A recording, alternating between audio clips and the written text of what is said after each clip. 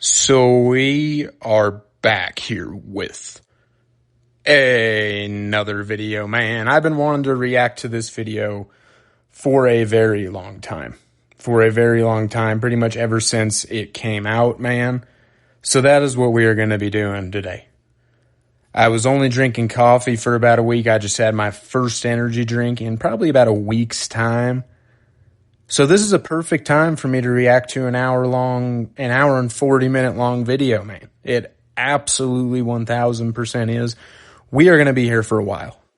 So for those of you that enjoy this type of content, love you guys, man. Those of you that don't, still love you guys, man. But hey, I know some of you guys have some things to say about me doing reaction content, but if you're not into it, then just click off the video. You know what I'm saying, man? But if you are new here, please make sure to leave a like on the video, subscribe to the channel, comment down below any thoughts that you may have throughout, and buckle that seatbelt, get your snacks ready, get your water bottle filled up, man, because it's going to be a while. Or if you're laying in bed and you're about to go to sleep, just leave this thing playing, man. I'll be in your dreams. You know what I'm saying? Anyhow, let's get into the video. My team's biggest whale, CB the Grenade. He had a lot to say in this video, and it was a podcast, and it was just interesting to hear some of these two gentlemen's thoughts about the game mode, as well as they do talk about like sneakers and some other things as well. And then they talk about WWE, which I don't know anything about. So when that happens, I'll probably cut this video short.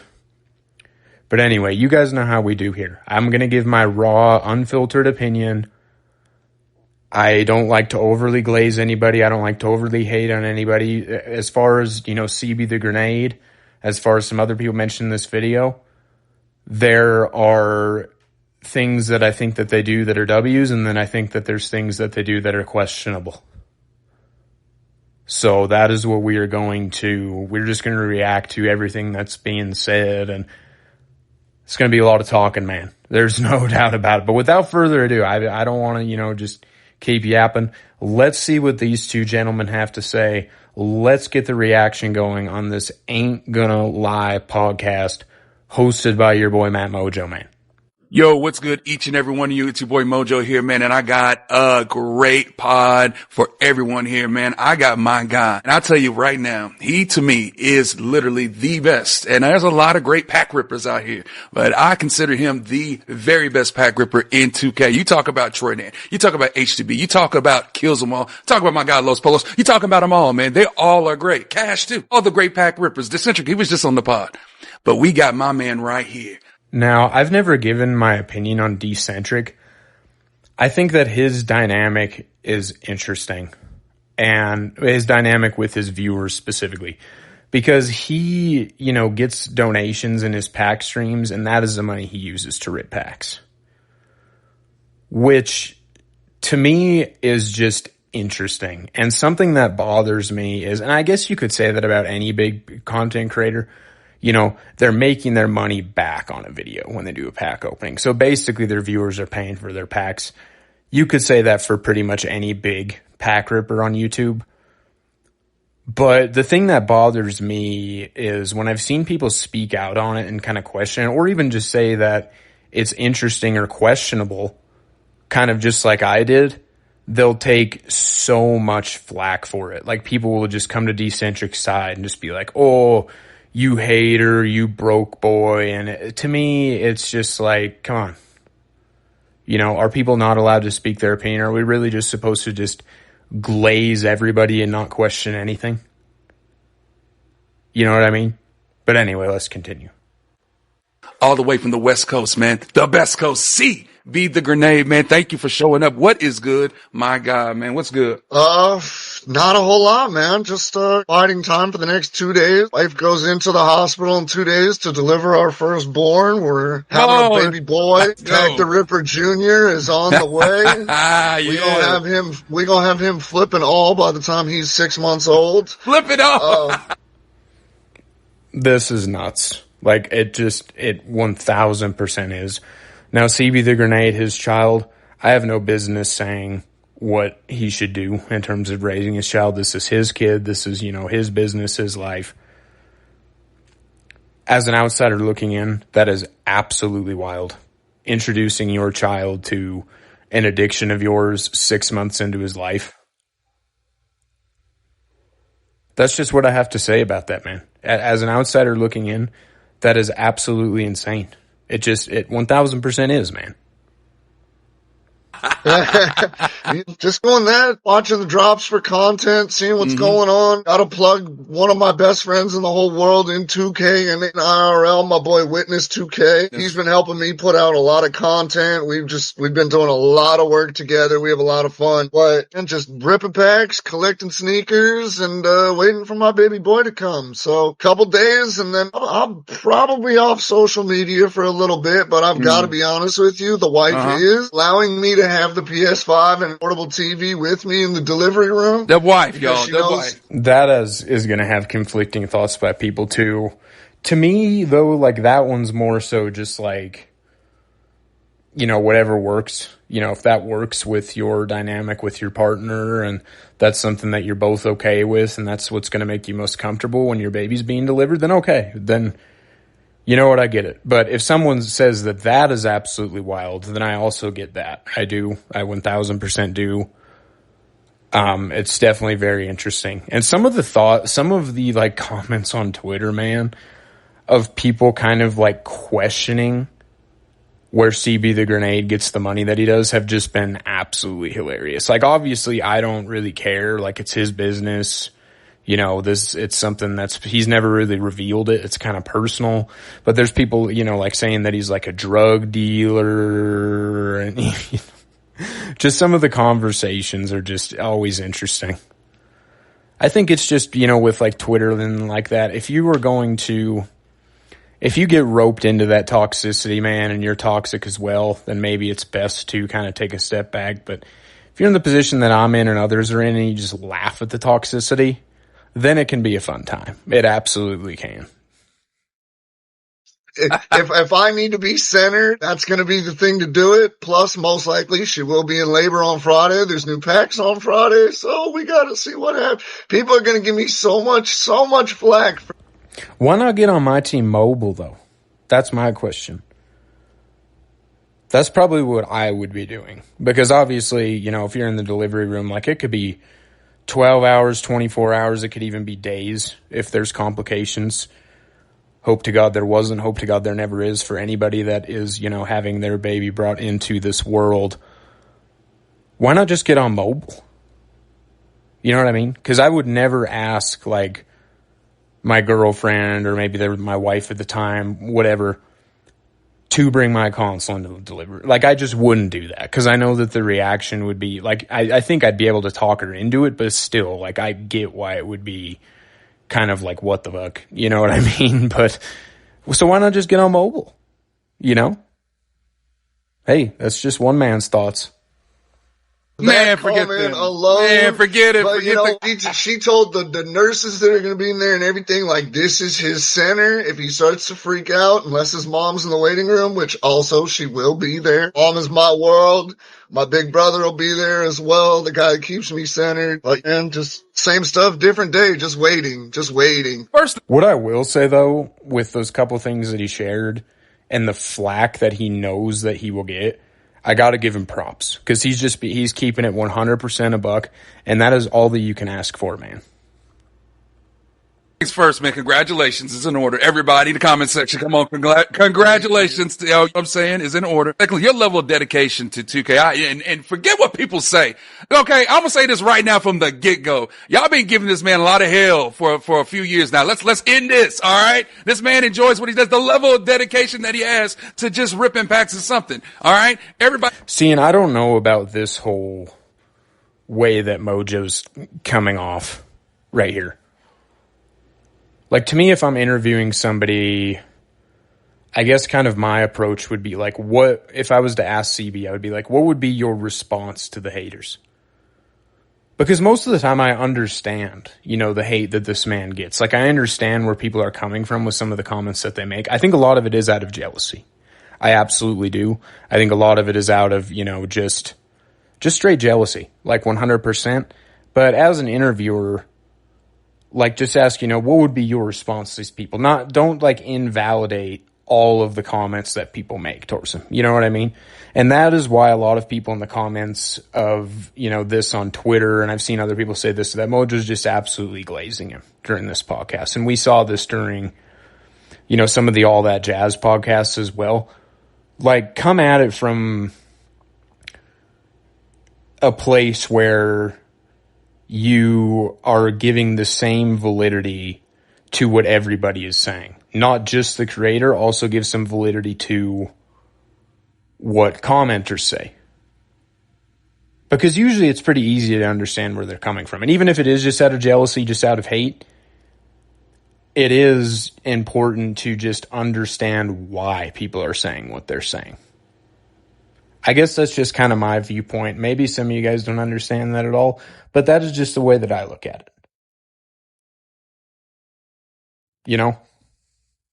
It has their own steeds in 2K, okay? I like to rip packs. I like to grind. I like to go play. I like to do me. We all have our own thing. That's his thing. Let this man be. So let's get that out and open right now, CB. Man, shout out to you, bro, because you are a gem in the community. I don't care what nobody say. You are. With that being... Yeah, the snipes and everything that CB does, the snipe streams, the mask giveaways with the snipes, that's where I kind of draw the line, because a lot of people say, oh, this is so unfair that Xbox doesn't get this. You're so greedy. Why aren't you doing this on Xbox? Like, come on, man. Either just get a PlayStation or just shut up. You know what I mean? Or just, I'm pretty sure you could get a PlayStation account for if you didn't want to go ahead and buy. And first of all, this isn't worth it, because if you get in these streams, for a fact you're only seeing one or two cards. You're probably not hitting on them. I didn't see any cards, and I was only there for, the first couple waves of snipes, but still. Anyway, if you really wanted bad enough to participate in this, you could get a PlayStation account for much cheaper than buying a PS5 itself, and then just log in on mobile. Because a lot of people do hit snipes on mobile. There's no question about it. I've seen a lot of crazy snipes this year. Almost just as many crazy snipes on mobile as I've seen on the actual console. So that's where the line needs to be drawn for just, some of the backlash and comments that this man gets, because that is definitely not his problem, that you're on Xbox. You know what I mean? That being noted, I want to ask you this, bro, and I'm going to have a lot of 2K questions. I have a lot of 2K questions. I have a lot of IRL questions. Okay. So I'm going to give it to you. Okay. Let's start it up. Ain't Gonna Lie podcast starts like this. Ain't gonna lie. NBA 2K, my team to you is? My center. Like I said, I'm an open book. I don't shy away from things. I do have adult autism. And so there's certain things that in my life I need to, like, when I'm starting to lose it or the head's going everywhere. Yeah. Things that keep me just level, centered, mentally just like, okay, everything's going to be okay. Strangely enough, that's 2K. However, this is a touchy subject, so I'm not going to get too in-depth on this. I think that personally, I have very, I don't think that I'm autistic. I don't. But I do think that I have some traits of somebody who is autistic. I'm not sure if I'm on the spectrum or not, because I get so overly, I have an addictive personality, but it's to the next level. It 1000% is to the next level. It's not just an addictive personality. It's to a point where it can be unhealthy. For sure. So I can relate to what he is saying with things like this, with like my team and everything. But anyway, let's just continue. On the same token, 2K in the beginning for me, I started all the way back in. But to me, when this is the situation, right, when you need things to kind of get your mind to quit spinning, when you just need things to, as your center, as he refers to, which is a good way to refer to it. It can be anything. And no matter what it is, if you do change what that is, like if you're someone who is in this position, you're addicted to packs, you're addicted to spending money on my team, it's going to be extremely uncomfortable at first if you have these traits, and it's going to be extremely uncomfortable as a regular person that's addicted to packs as well, to try and change what that thing is that is your center, it's going to be hell for a week or two or whatever, but it is possible. That is what I want people to know. It 1000% is possible. So don't think that you just, and that's the same with any addiction. Addiction is absolutely hell to break. No matter if you're on the spectrum, if you're autistic, if you're not, it doesn't matter.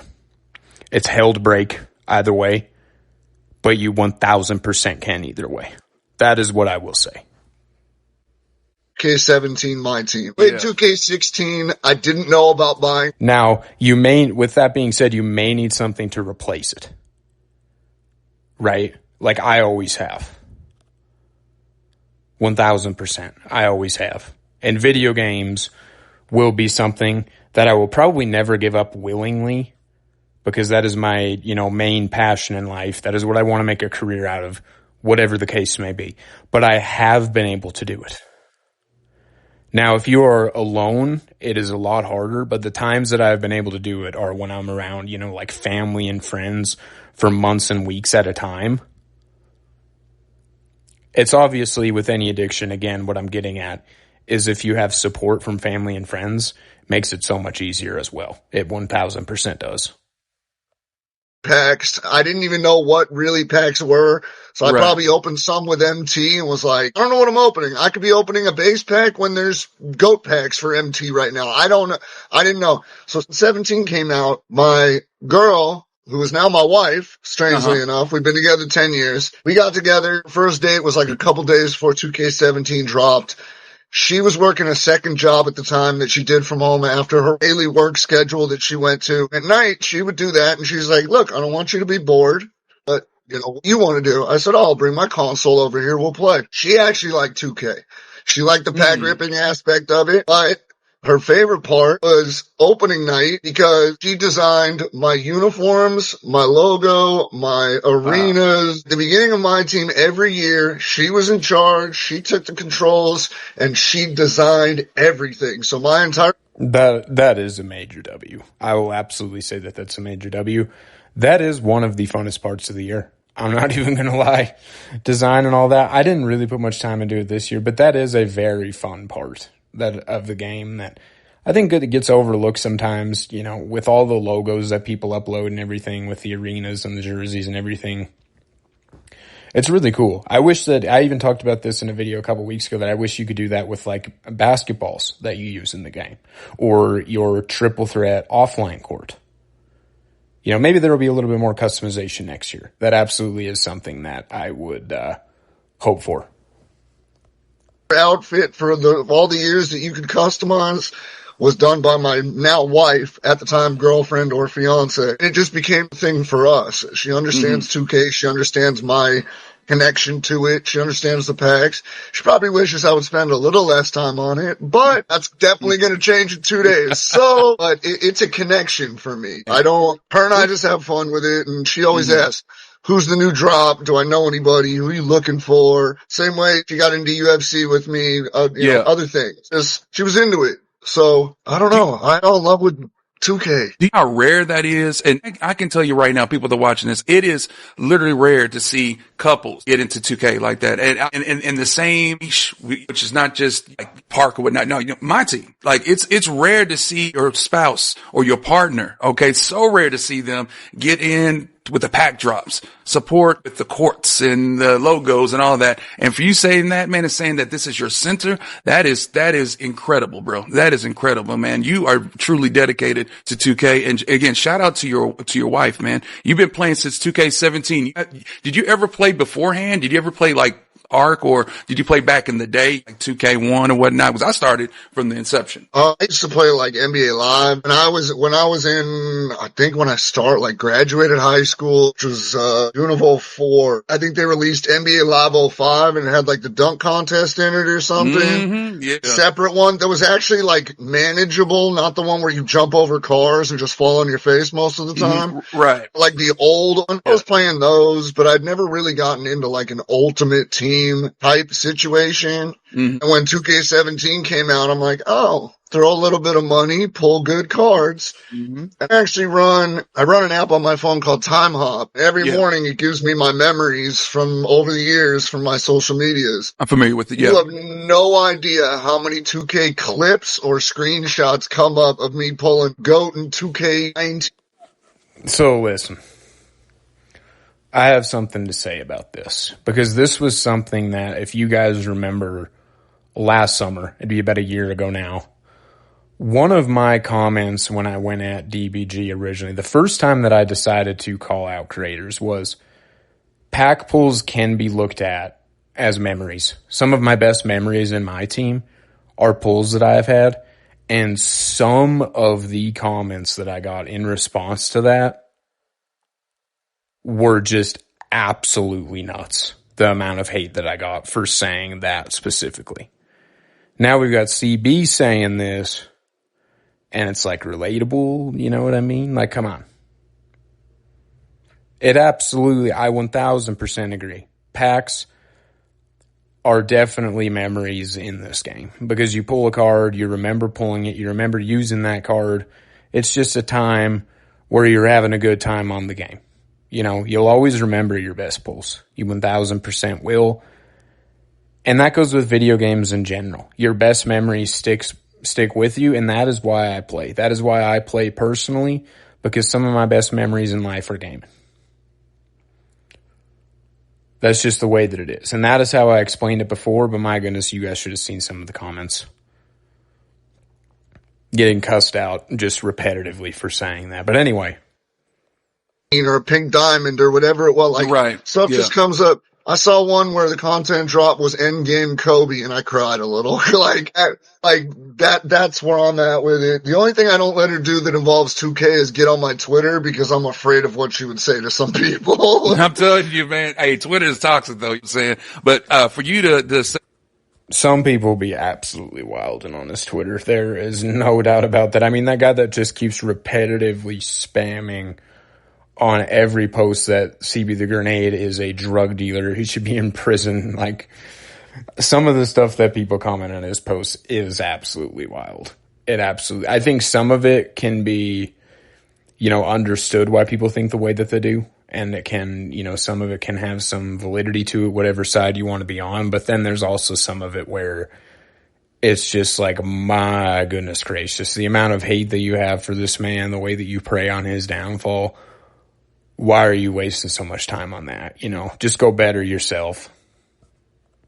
that because I know I get little notifications through, I think, Google Photos or whatnot, like whenever I took old screenshots of like 2K21, for instance. You remember that Invincible Code? Google Photos? Is my man Matt Mojos on a Galaxy? I do gotta respect it, man. I gotta respect it.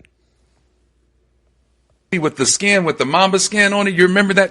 If I'm saying that right there, I had a memory when I pulled it and I sold that thing and I hated it. I hated to sell it, but I needed the MT. But, and I got those type of memories right there. But I could tell already that your level of dedication is literally like second to none. Like, you really do love this game. You love 2K, bro. 2K is you. It's become a way of life at this point, especially with streaming. The streaming aspect has given me a way to, that's what I was looking for. So 3 years ago today, Wow. Endgame LeBron, like that, it's just the random stuff, and it makes me think back, like, to the 2K18 Pink Diamond Ben Simmons that dropped. So one memory that I have was back in 2K21. It was for months that the GOAT/Invincible whatever packs were available in the market, and I never got sick of 2K21. I could still boot up 2K21 in like the end game state and still play it for months. Like 2K21 online, funnest experience I've ever had gaming. Specifically 2K21 online triple threat. Like I could play that probably for the rest of my life every day. Anyway, the amount of those end game packs, like the last packs that dropped that I opened, was nuts. The most packs I've ever opened because I was playing every day for months, for hours and hours and hours on end, and just ripping those packs. So eventually you're going to pull something good, right? So I did have Invincible KD, Invincible LeBron, and Invincible Jordan, and that was my triple threat lineup. So that is one of my fondest. There is a screenshot of that in my photos. So stuff like that, like, yeah, man, that's a W. and everybody was freaking out. That Braun was legendary, bro. Legendary. I pulled, who was it? In-game Michael Jordan. And guess who raided me? Troy Dan. That's what launched me, man. And I ain't gonna hold you, bro. That right there was one of the biggest. I just received a memory of that not too long ago on the app.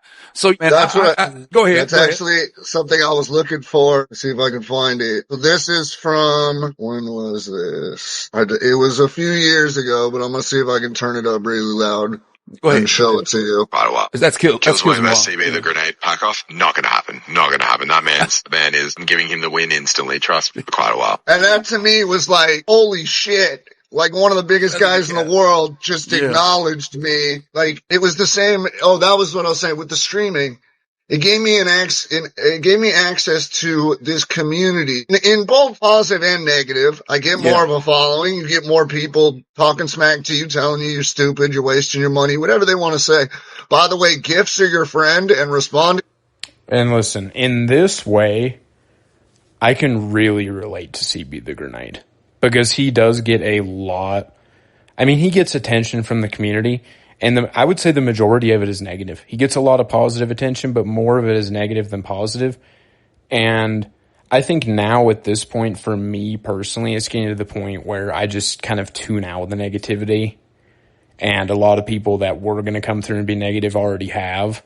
And it's just the people that really mess with me have stayed, which I love you guys, man. But I can relate to them. Because when I decided to, start questioning what some creators have to say about this game, which I think is very fair, is always very fair for people to question what people have to say about anything. There was a lot of people that, wanted my head for that. So I completely can relate to this. I 1000% can. And it's just interesting. It is. And gifts makes people very angry, but it also makes them not have a response. I just don't respond to people anymore. I just send them a stupid. Some of the gifts he be sending are absolutely nuts, too. If you have not checked out CB the Grenade's Twitter, make sure to do it, because it is 1000% comedy. A GIF and move on with my day, bro. Right. I don't care. People are miserable, bro. Come on, right. Go ahead. I can't help you. But at the same time, the ones that are talking the most smack are in my hidden DMs asking for Hall of Fame boxes. So let's talk about it. Let's talk about that. For real. The stream. Bro. And a lot of it is little kids, which I do understand that. But if you're a grown man, because I've had people ask me for Hoff boxes too, and usually I can tell it's a little kid. And at that point, okay, I understand. If you're a grown man asking another man for a Hoff box, dog, let's get this figured out. Either just live without the Hoff box, or go do what needs to be done to get a Hoff box if you want it that bad. You know what I'm saying? If you're a kid, you can kind of, expect handouts like it's going to happen. If you're a grown man, in my opinion, you shouldn't even be comfortable with handouts. And then even with that being said, if you're at the point even beyond that where you're asking for handouts, brother, what are we doing at that point? You know what I'm saying? That's just my personal opinion. It's funny. There was a response to a tweet that had to do with my MT, and this was last week. So it was over. It was 360 million last week. Okay. Something like that. And somebody responded to a repost about it and was like, look at this piece of trash. He doesn't even give away 100 or an invincible snipe. He doesn't do this. He doesn't do that. And I just looked at it and I sent it to the person that posted it and I sent it to a few friends and I was laughing. I was giggling. I was like, this could be responded to, but I'm not even going to say anything.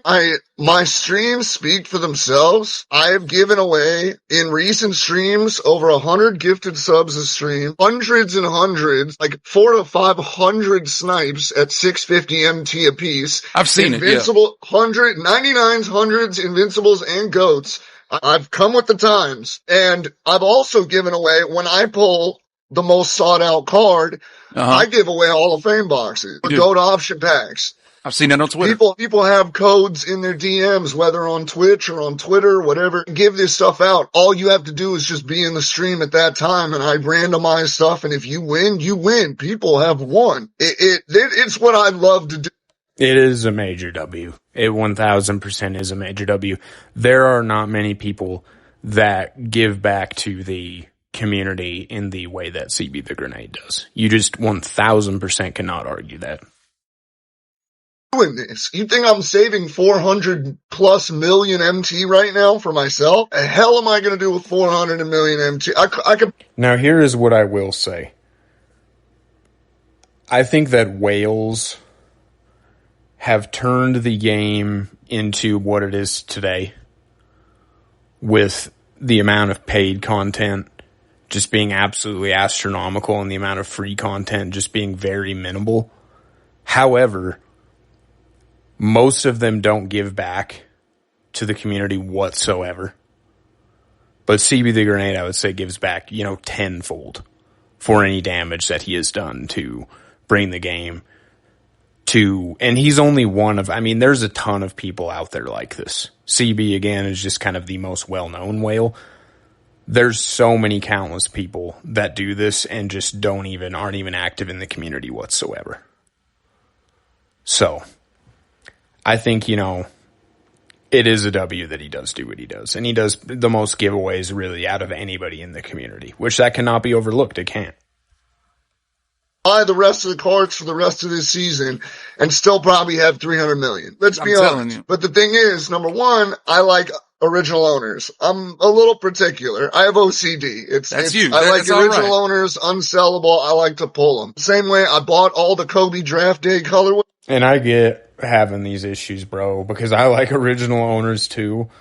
And what happened was I pulled Larry Bird, and then I saw that Dirk and Cooper Flag, when they came out, were worth more than Larry Bird. So I was like, okay, if I sell Larry Bird, I might have enough MT to pull him. And somehow I actually did pull Dirk, which I don't know how.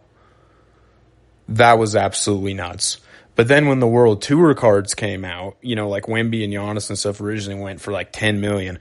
I was like, okay, I'm going to sell Dirk for 5 million. Then I can get my MT up to that point again, which at that point, that was when it all went downhill for me because I didn't pull anyone in that 5 million MT besides Invincible D-Wade. But that is a major, and that is why I believe next year I'm going to go packless. Now, I may open up hopefully the 2K auction pack simulator stays active, because I think that I will use that when I feel like ripping, and I also might even make videos on that. But I'm going to go completely packless because I believe that with how good I am at the auction house, I genuinely believe I am the auction house GOAT. And I am going to prove that next year by not ripping any packs.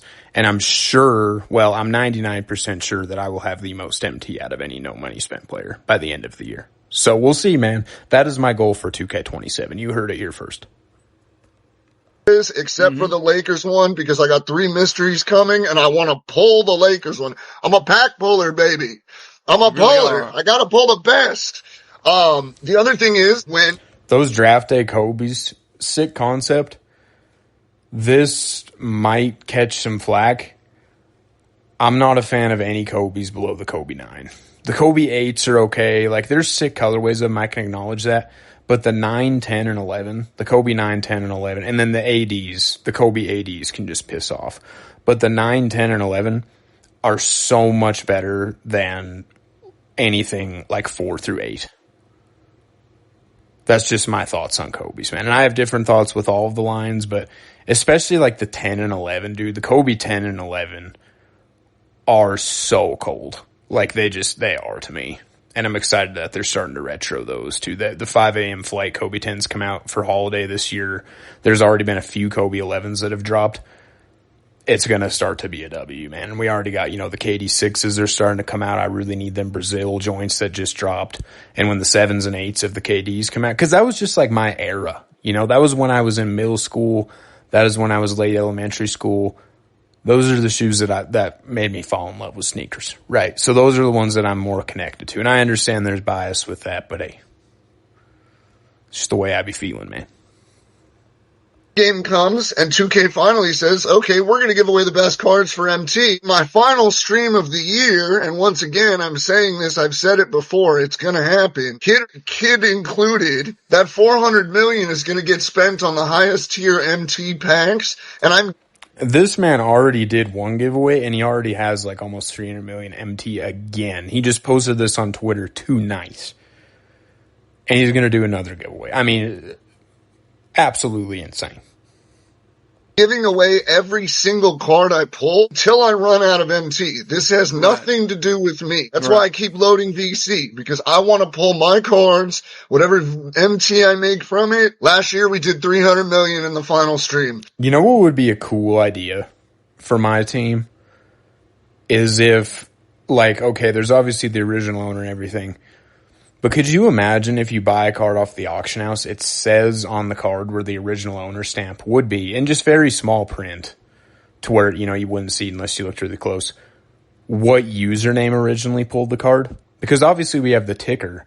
So with that being said that we do have the ticker, that is something that I don't think is something that they would just be like totally against doing. I think that would be cool. And it would be so interesting to see, you know, how many of the high tier cards were originally pulled by people like cbthegrenade.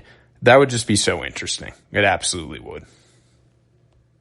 This year we're bracing could be 450, 500 million by the end of season 8. We don't know. But I'm giving it away on Twitch. Everything. So for the next year and a half that the servers are still on, people can play with the highest tier cards and literally get 4 of them for what they earn in a domination game without a game changer. 8 if you use a game changer. Right. So I want to say a few things real quick, and I want to address this. All right. Number one. Sorry, CB, I talk a lot. I know. Please keep on talking. It's fine. I want to say this, CB. Number one, you're doing the Lord's work, bro. You're doing the Lord's work. A lot of people out here, bro, would even give a snipe, okay? You're one of the few people in 2K, okay, that gives out snipes. 2K should be doing that. You give out so many snipes. They're like locker codes for people, you know what I'm saying? And, yes, granted, you're on PlayStation, whatnot, but it just is what it is. And you don't have to do that, CB. If I could give to both consoles and PC too, I would, same way that if I could auction off my GOAT pieces to people after I'm done with the festival, I would do the same. This is all I want to do. Right.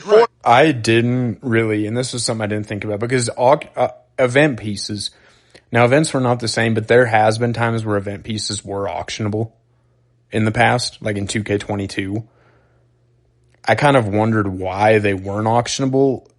People like cbthegrenade is a reason that they're not auctionable, because this guy's sitting on like enough go pieces to the point where he might even have to, like, you know, be maxed out and have to throw them into the exchange for somebody random. Like, that's how many go pieces this man has. So that is why they're not auctionable. The market would be flooded by the whales. It would be.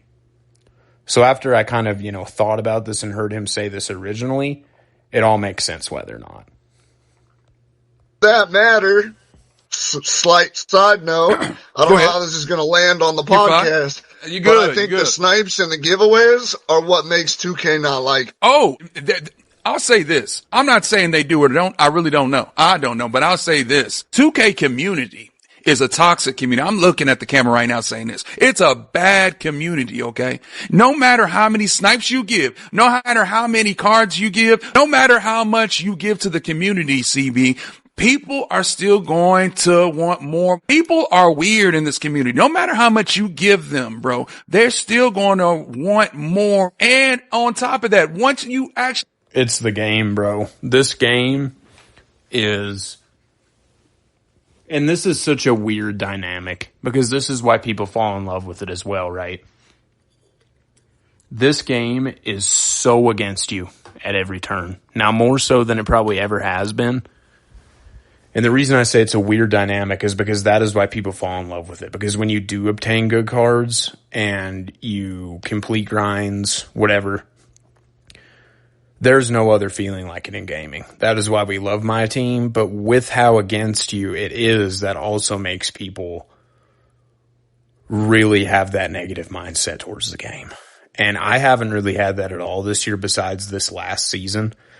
This last season, the balance between money spent and no money spent is just a joke. It 1000% is. And that's really the only problem I have with it. Usually, You know, for most of the year, you guys know that I have been overly positive about this game. So it's just interesting, man. It's interesting how this game can just dictate, and you can't let it dictate you. You know, you can't let it dictate your feelings in life in general, right? Because that's when you get in trouble. But yeah, it's just absolutely crazy what this game can do to people. It just 1000% is. Give them something, they're going to cry about it. Okay. That's how bad this community is. Let's talk about it. This community is really awful. We have a community that where you, person like yourself, man, Grenade, that gives snipes freely. Okay. Freely, bruh. All right. And you don't have to. Okay. And then once you do that, and hot boxes also, we didn't even mention that. The 450K VC hot boxes. And then go around, still cry about it. Man, we are backwards in this community for real, for real. Go ahead. I know you was going to talk. Go ahead, bro. But I've noticed it's like that with everything. I'm not even trying to toot my own horn, but this is literally a realistic thing that just recently happened. I needed to make room. My wife is a part of a community on Facebook. It's called Buy Nothing. And it's basically to hook other families in the area, in the specific area that we're in, which I'm not going to divulge, guys. No, you don't want to know. I know everybody wants to know where this sneaker is. But yeah, I live in Los Angeles. You can go from there. I gave away 200 pairs of brand new sneakers, tags, still on them, everything to local kids in the community so they could play basketball, have shoes for school, stuff like that. Come on. W's, man. Absolute W's. Can't even argue with that. Come on. And I loved it. I was like, dude, I'm not going to sell these. It's not worth, I don't like reselling shoes. I hate it. I hate it. I hate the whole process. I've got friends that work at the sneaker stores. I pretty much half invested in one anyways.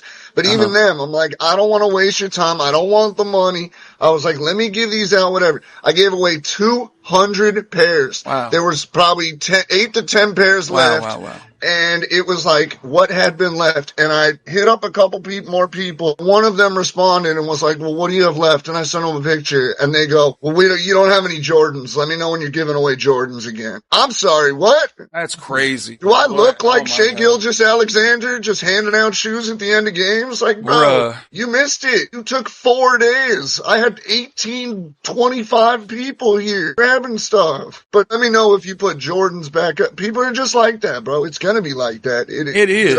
But I will say, in the positive side of things in the 2K community, I've built a lot of great relationships with people in the 2K community.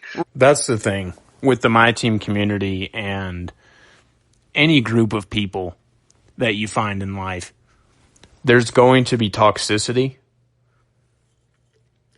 but there's always going to be people that you just rock with. And somebody who is toxic to some people, somebody that other people don't rock with, you might rock with them. That's the beauty of it. That is the beauty of life, you know? There are the people that come in the stream and hang out. The guys that spent 18 hours with me that night, I started 9 o'clock. I ended at 3 p.m. the next day. This is Cali time. There were people all over the world that sat in there for 17, 18 hours just to chill and watch packs. I'm like, holy cow. I'm like, the least I can do is hook you up with a gifted sub and maybe you get some snipes. Like, I wish I could do more. Right. But I know you do. There are great people out there. And no, there he is. I look at a lot of like, everybody's been paying attention to Streamer University. Everybody knows about it. It's going on. Let's go. Come on. They're trying to pick up the biggest people, make people the biggest. I look at my stream when there's a steady 80, 100 people in there. I know I got the real ones. When there's 150, 200 above, that's when the comments or the questions start. When are the snipes? Are you giving away snipes? When are the snipes? How much are the snipes? What are you giving away? Are you going to give away that card? Did you pull just that card? Can you give me one of those? It's like that 80 to 100 of steady is amazing. Absolutely amazing. Great chat. I did that 18-hour stream. I didn't watch a video in the background. I didn't listen to a song. Sat in my parents' back office of their house with literally nothing to do but smoke a cigarette and a J once in a while and rip packs from 9 p.m. to 3 p.m. the next day. And to be honest with you, I was dead tired at the end of it. Still one of my favorite things I've done in years. Right.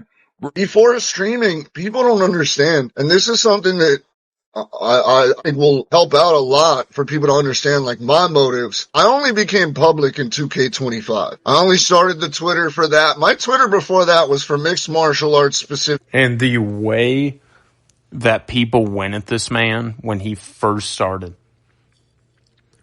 DBG in this community has the power to make people public enemy number one. And he absolutely did that with CB the Grenade as well. It was insane, the amount of hate that this man got. It was. So for him to stick with it and power through that, like, major W's, I gotta say. I was a credentialed journalist. I was on podcasts. I've trained at some of the biggest gyms in the country, if not the world. Like, I've done the deed in MMA, but I only had such a following.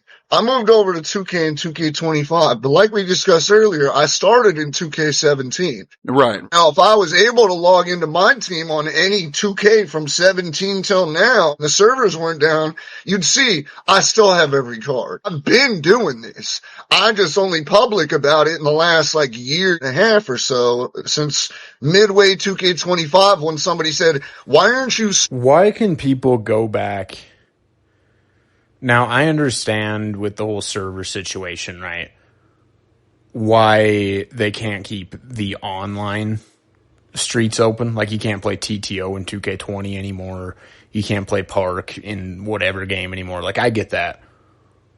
Why can you go back and play, like, 2K14 My Career, but you can't go back and play My Team offline? That is something that I just really don't understand. I don't. I think it's kind of just, would go against 2K's agenda. It's just the greed. I 1000% think that that's what it is, but it doesn't make any sense. Like, for the community, man, make it possible. Because I would go back and play Triple Threat offline and 21 and 20 all day, man. I absolutely would. Excuse me. Streaming. And I was like, I don't know. I've never thought about it. And I was doing it on a keyboard and an integrated webcam. Right. For the first 6 months. But before that, I did this same all the time. PlayStation, I have 4 PS5s. One comes with me everywhere. Mm-hmm. There's one for my house, one for my garage, one for travel, and one in case one breaks. I always have 2K on me. So You're different. I don't think bro knows about my T-Mobile. I mean, my goodness. Been grinding for 10 years of this. I'm not gonna lie, you're different though. That have 4 PS5s is different. I've had 2. Don't get me wrong, I've had 2 PS5s, but it's different right there. And no hate or anything like that. You just in a different type of bag. People will say, well, no pocket watching, by the way, but that's just what it is. I'm saying, which I want to ask you this, bro. What do you say to people, man, that think that you're just wasting away? Because a lot of people think packs and downloadable content. See, now this is better by Mojo. Again, this is what I was talking about earlier. I liked this approach better. What do you have to say to people? So W. And things like that is a waste. And I probably know your answer. I know this is, like you said, you're centered in this and it's your enjoyment. But, I want to know, man, what do you say to those people that say it's a waste? Because I get that all the time. And I want to say this real quick. By the way, CB, speaking of streaming, real quick before you answer this, and I'm looking in the camera, this is for the comment section. You do know the real ones in your streams, okay? For streamers like us that do, like, mostly pack opening streams. Let me say this right now, y'all. The real ones from the ones that just come to us to watch or get snipes or whatnot. I know 11 o'clock loads up. 11 o'clock, right, CB, 11 Eastern loads up. You can have hundreds of people, and then next thing after the pack opening stream, what happens? It dies down. You got your faithful few in there, or your real ones in there. So CB, I was going to say to you, man, I get exactly where you're coming from. All the streamers that are watching this know exactly where you're coming from. A lot of people in the comment section might not, but I'll say this, man, it goes to show, man, that support is free. You know what I'm saying? This man out here is really, I said he's doing the Lord's work. He really is. You know what I'm saying? And I don't want to go around in circles right now, man, but you have done a tremendous job in this community, man. Bravo bravo. And I really do. I appreciate you, CB. But let's answer that question real quick. What do you say to those people, the naysayers that say you're wasting away on my team? The first thing, the spikes, bro, it's like a good fight. Mm-hmm. When the fight starts and people start beating the hell out of each other, your friends are calling your friends, they're calling other friends. You got to tune in, you got to watch this. But when it's over, what were we doing before that? Oh, we were getting dinner, we were getting a beer, whatever it was. Right. That's how it happens with the snipes. I have me or my moderators at the beginning of every stream put a pin note at the top that says snipes or when auction is full or end of stream. And still they come in with the questions, but that 80 to 100 out of those, there's probably like 10 or 12 that just start clowning the dude. Because they do the work, they do the business for me. So I just sit there and I'm like, bro, I'm not, read the pin note. This isn't the only game I've done it with. I don't play Call of Duty, but I know when you buy Call of Duty, you can buy like, the upgraded edition, and you get the weapon day one and the extra skin and whatever. Same with Fortnite. Same with, you know, that stuff. Like GTA, I'm ordering the ultimate edition. I'm not going to skin. I'm going to get the expensive one. It's just the way it is. It's the same way I do with WWE. Every time they release a game, I get everything up front. I get the season pass, all that stuff. It is the only other game I honestly play right now besides, 2K, and I've gotten a little bit into the new UFC, but I'm still learning because I'm pretty bad at it. I want to play UFC 6. It looks good, bro. It does. It's fun, but for instance... Hang on, bro. How long do they talk about UFC and stuff? No, you're not. No, $300 in 2K is 1 point. I do additions in 2K by $150, 700,000 VC. That's just how my math works. So $300 is my starting point of what I invest into any piece of VC. I don't even start with the 700 because what, 1.5 Hall of Fame boxes? What am I going to do with half a Hall of Fame box when the game tells me I don't have enough money? I get $300 gets me 3 boxes. That's 1.4 million VC. You think you're getting a 27 card set from that? No, you're not getting a 5 card. I can guarantee you put 300 in today, you will not get all 6 new cards. We're going to find out. Hey, but I was going to say this, bro. Like, that's why you can never play you cannot chase in my team. Like, you can be a card collector, but chasing every single card, like, it's just not realistic. It's not. And that's unfortunate. I wish that there was a way that it was realistic, you know? Let's go to this. Let's talk about it. The odds in 2K. Ain't gonna lie. The odds are horrible, bro. And it's been in the dumps for years. Less than. It's bad. Yeah. I'm saying, like you said, you can spend you might spend $1,000 and bro, maybe not pull the best card, like the premier card. I'm sitting on over right now 7 million VC. That's just been sitting there since Friday. And I don't usually save VC, but now that they're not adding anything for me to get the GOAT pieces, which I'm hoping changes on Friday, but if they're not adding anything to the GOAT pieces, then I'm just like, I'm not even going to rip boxes like the WNBA GOATs. Tell me why I haven't pulled one single WNBA GOAT this entire year. That is wild. Cause when the WNBA GOAT cards get put up, they go for so much as well. It is absolutely insane how much they've been going for just cause people want to lock in those sets. And you can look at like the whole spend $1,000, spend a couple thousand, still not get the best card. So then, it's a W what they're doing now, spend $100 on the best card. It's worse how it is now. And it's because of what it does to the market. No cards are attainable unless you're spending $100, which when it comes to like GOAT cards, right? So the easy fix is to make the GOAT option packs and the cards you're getting auctionable. But 2K will never do that. They will absolutely never do that. Why? I don't know. Because I think that they think that less people will open because then they can just get them out of the auction house. I actually think that more people would open the packs then. Because then they're getting MT from the packs. You know, it's not just a card. Some people are after that MT, myself included. So, I don't know. I think 2K's got it all twisted. I think that there's a way that they could benefit everybody in the community and make maximum profit by doing things like that, but they just don't see it, man. They just don't see it. And it's interesting. Again, like I've said recently, it to see where this game goes will be a very interesting thing.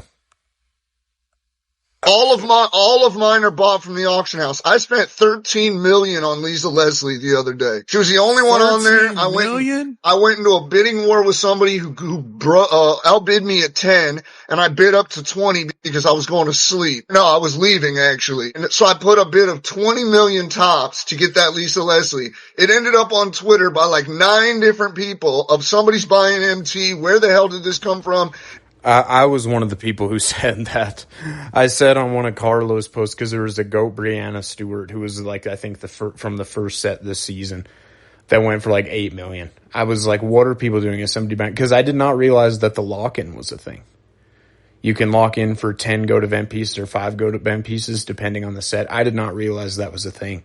So I thought that maybe it was, somebody buying MT just because I wasn't aware of the lock-in. So interesting, man. And I jumped on every one of them and was like, that was it. Needed the card for the set. And they're like, that makes sense. That math is mathing. Otherwise, you'd be questioning some things. But right. So I probably thought it was point distribution. I feel like since the player market 2K, the odds have just dipped and dipped and dipped. It's been horrible. I felt like the player market 2K was one of the worst odds. This year was a very difficult. Yeah. Certain were crazy. How I've pulled 15 GOAT LeBrons since release is unheard of. It shouldn't even have happened. That is nuts. 15 GOAT LeBrons, man, since he has come out. I mean, has anybody else in the world even pulled 5? I doubt it. That is absurd. The 2 on stream in the same box even shouldn't even have happened. Like, the 450s, the 51 boxes, a waste. You're living off a topper. The toppers just became invincible. So the odds, and that's why this is the most expensive 2K of any of the years. Also the fact, let's be honest, the festivals are the most expensive they've ever been. The normal player is getting maybe the high tier 2 maybe cards from a festival. Not even that, dude. Like, not even that. And that's where you start to see where cbthegrenade's kind of out of touch with the normal player base. If you're the average player, if you're normally spent, you ain't getting any of the top tier cards, man. Maybe one from the second highest tier. Usually the one for the lowest pieces from the second highest tier is realistic. And that is kind of where it caps off if you're no money spent, if we're being realistic. Me to complete a festival is an 18-hour stream, and probably 2 to 3 hours of that is just exchanging pieces, boring everyone. And a ton of people are like, oh, $5,000. This is why they need to go back to the system where it's just one piece. Just GO pieces. That's why the GO Festival last year, looking back, it was kind of troll at the time. But looking back at it now with only GO pieces being of it, it was just so much better. The system was so much better. All of these tiers of pieces, man, nobody wants to exchange them up. Nobody wants to exchange them down. Nobody wants to do the court method. The festivals are designed to be non-user friendly. Which, again, if you look at the root of this, any aspect of a video game is meant to be user friendly, right? To make people, like it. The amount of non-user friendly aspects in my team, it's starting to get to a point that's starting to cause people to kind of tip over the edge. And I completely understand it. I do. Like, you better go a hell of a lot higher than that. Hey, CB, let's be okay. So I'm glad you mentioned festivals. You're hitting all the questions I was going to ask you, but let's hit on the festivals real quick. Every 2 weeks, we're getting a festival, man.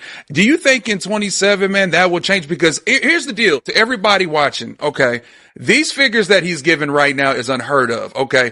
I want to say this right now. You are in a different type of mode, different type of bag. You're on one side of, like, you're in your own zip code, bro. Or for a guy like me and for a lot of people saying that maybe not even spend, I'm saying they're on a different type of side. But it goes to show one thing, that no matter who you are, these odds are incredibly ass. They're bad. They're horrible. Excuse me. They're awful. They've been awful since All-Star Kareem back in 24 with the player market. It's been bad since before then, less than. But going back to it, bro, like these festivals, it's really getting out of hand.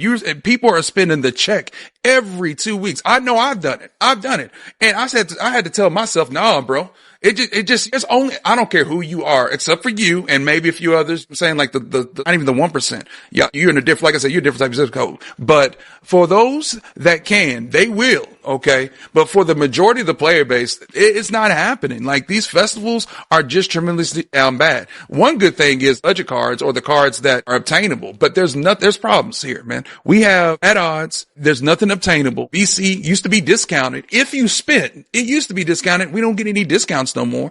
And there's a whole array of problems, man, with these festivals. But going back to the question, man, ain't gonna lie, bro. Like these festivals are, they're exhausting. I was like stoked for it at first. I was like, all right, maybe like 2 a season, 3 a season, maybe, because seasons are like 6 weeks. But yeah, it's become a point where like, here's my thing. And I will admit this honestly. I'm going to finish them regardless. Right. That's just the way I'm programmed. It's the OCD. But the festivals aren't even that good. They're not even that good. And the drops now, like you said, bro, today's drop, here's my thing. 2 things. Number 1, you go to challenges today.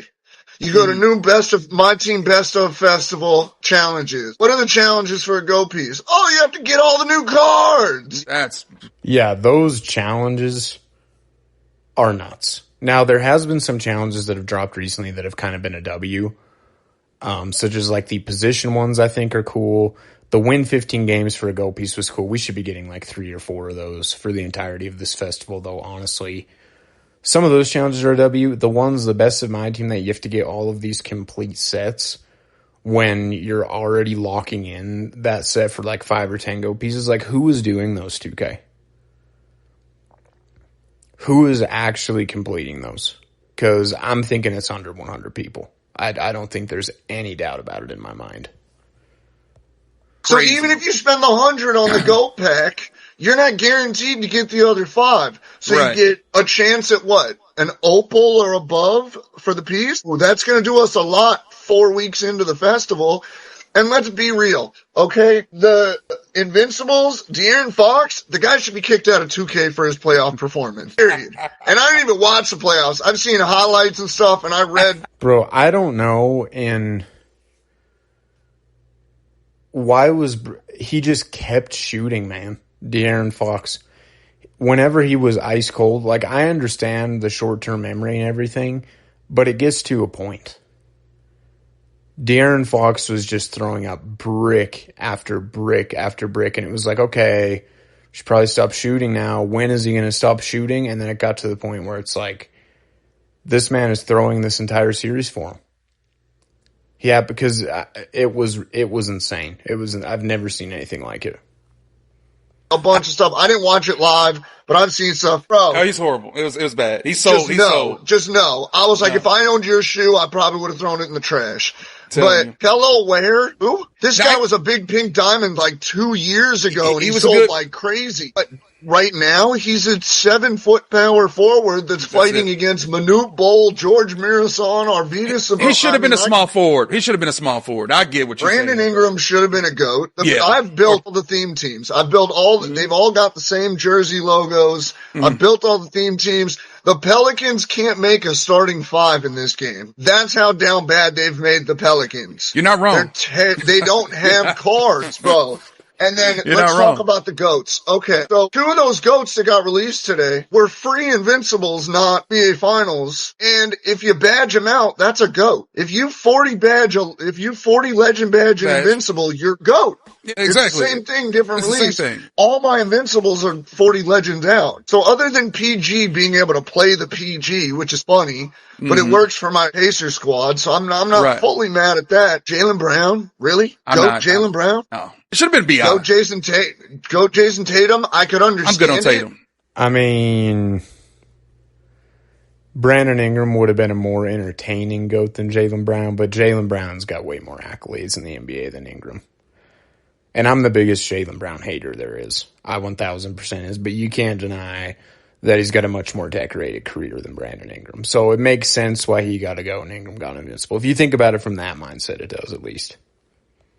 I'm good on Tatum too. But I feel like it's weak. I feel like it's a weak drop. I feel like the drops have been bad, the odds are bad, and the festivals, like I said earlier, they're exhausting. Like, I'm excited when they announce them, and then I'm thinking about, okay, I'm gonna stream, I'm gonna do this, I'm gonna do that. The stream is fun, but the process, I do not trust the process. I'm not trying to get into figures. You mentioned it though. You said these festivals are over 5K easily. I've seen you rip through a festival, bro. And I'm not, again, not pocket watching you, bro. I come from a genuine place. And if we have to retract this, I will, bro.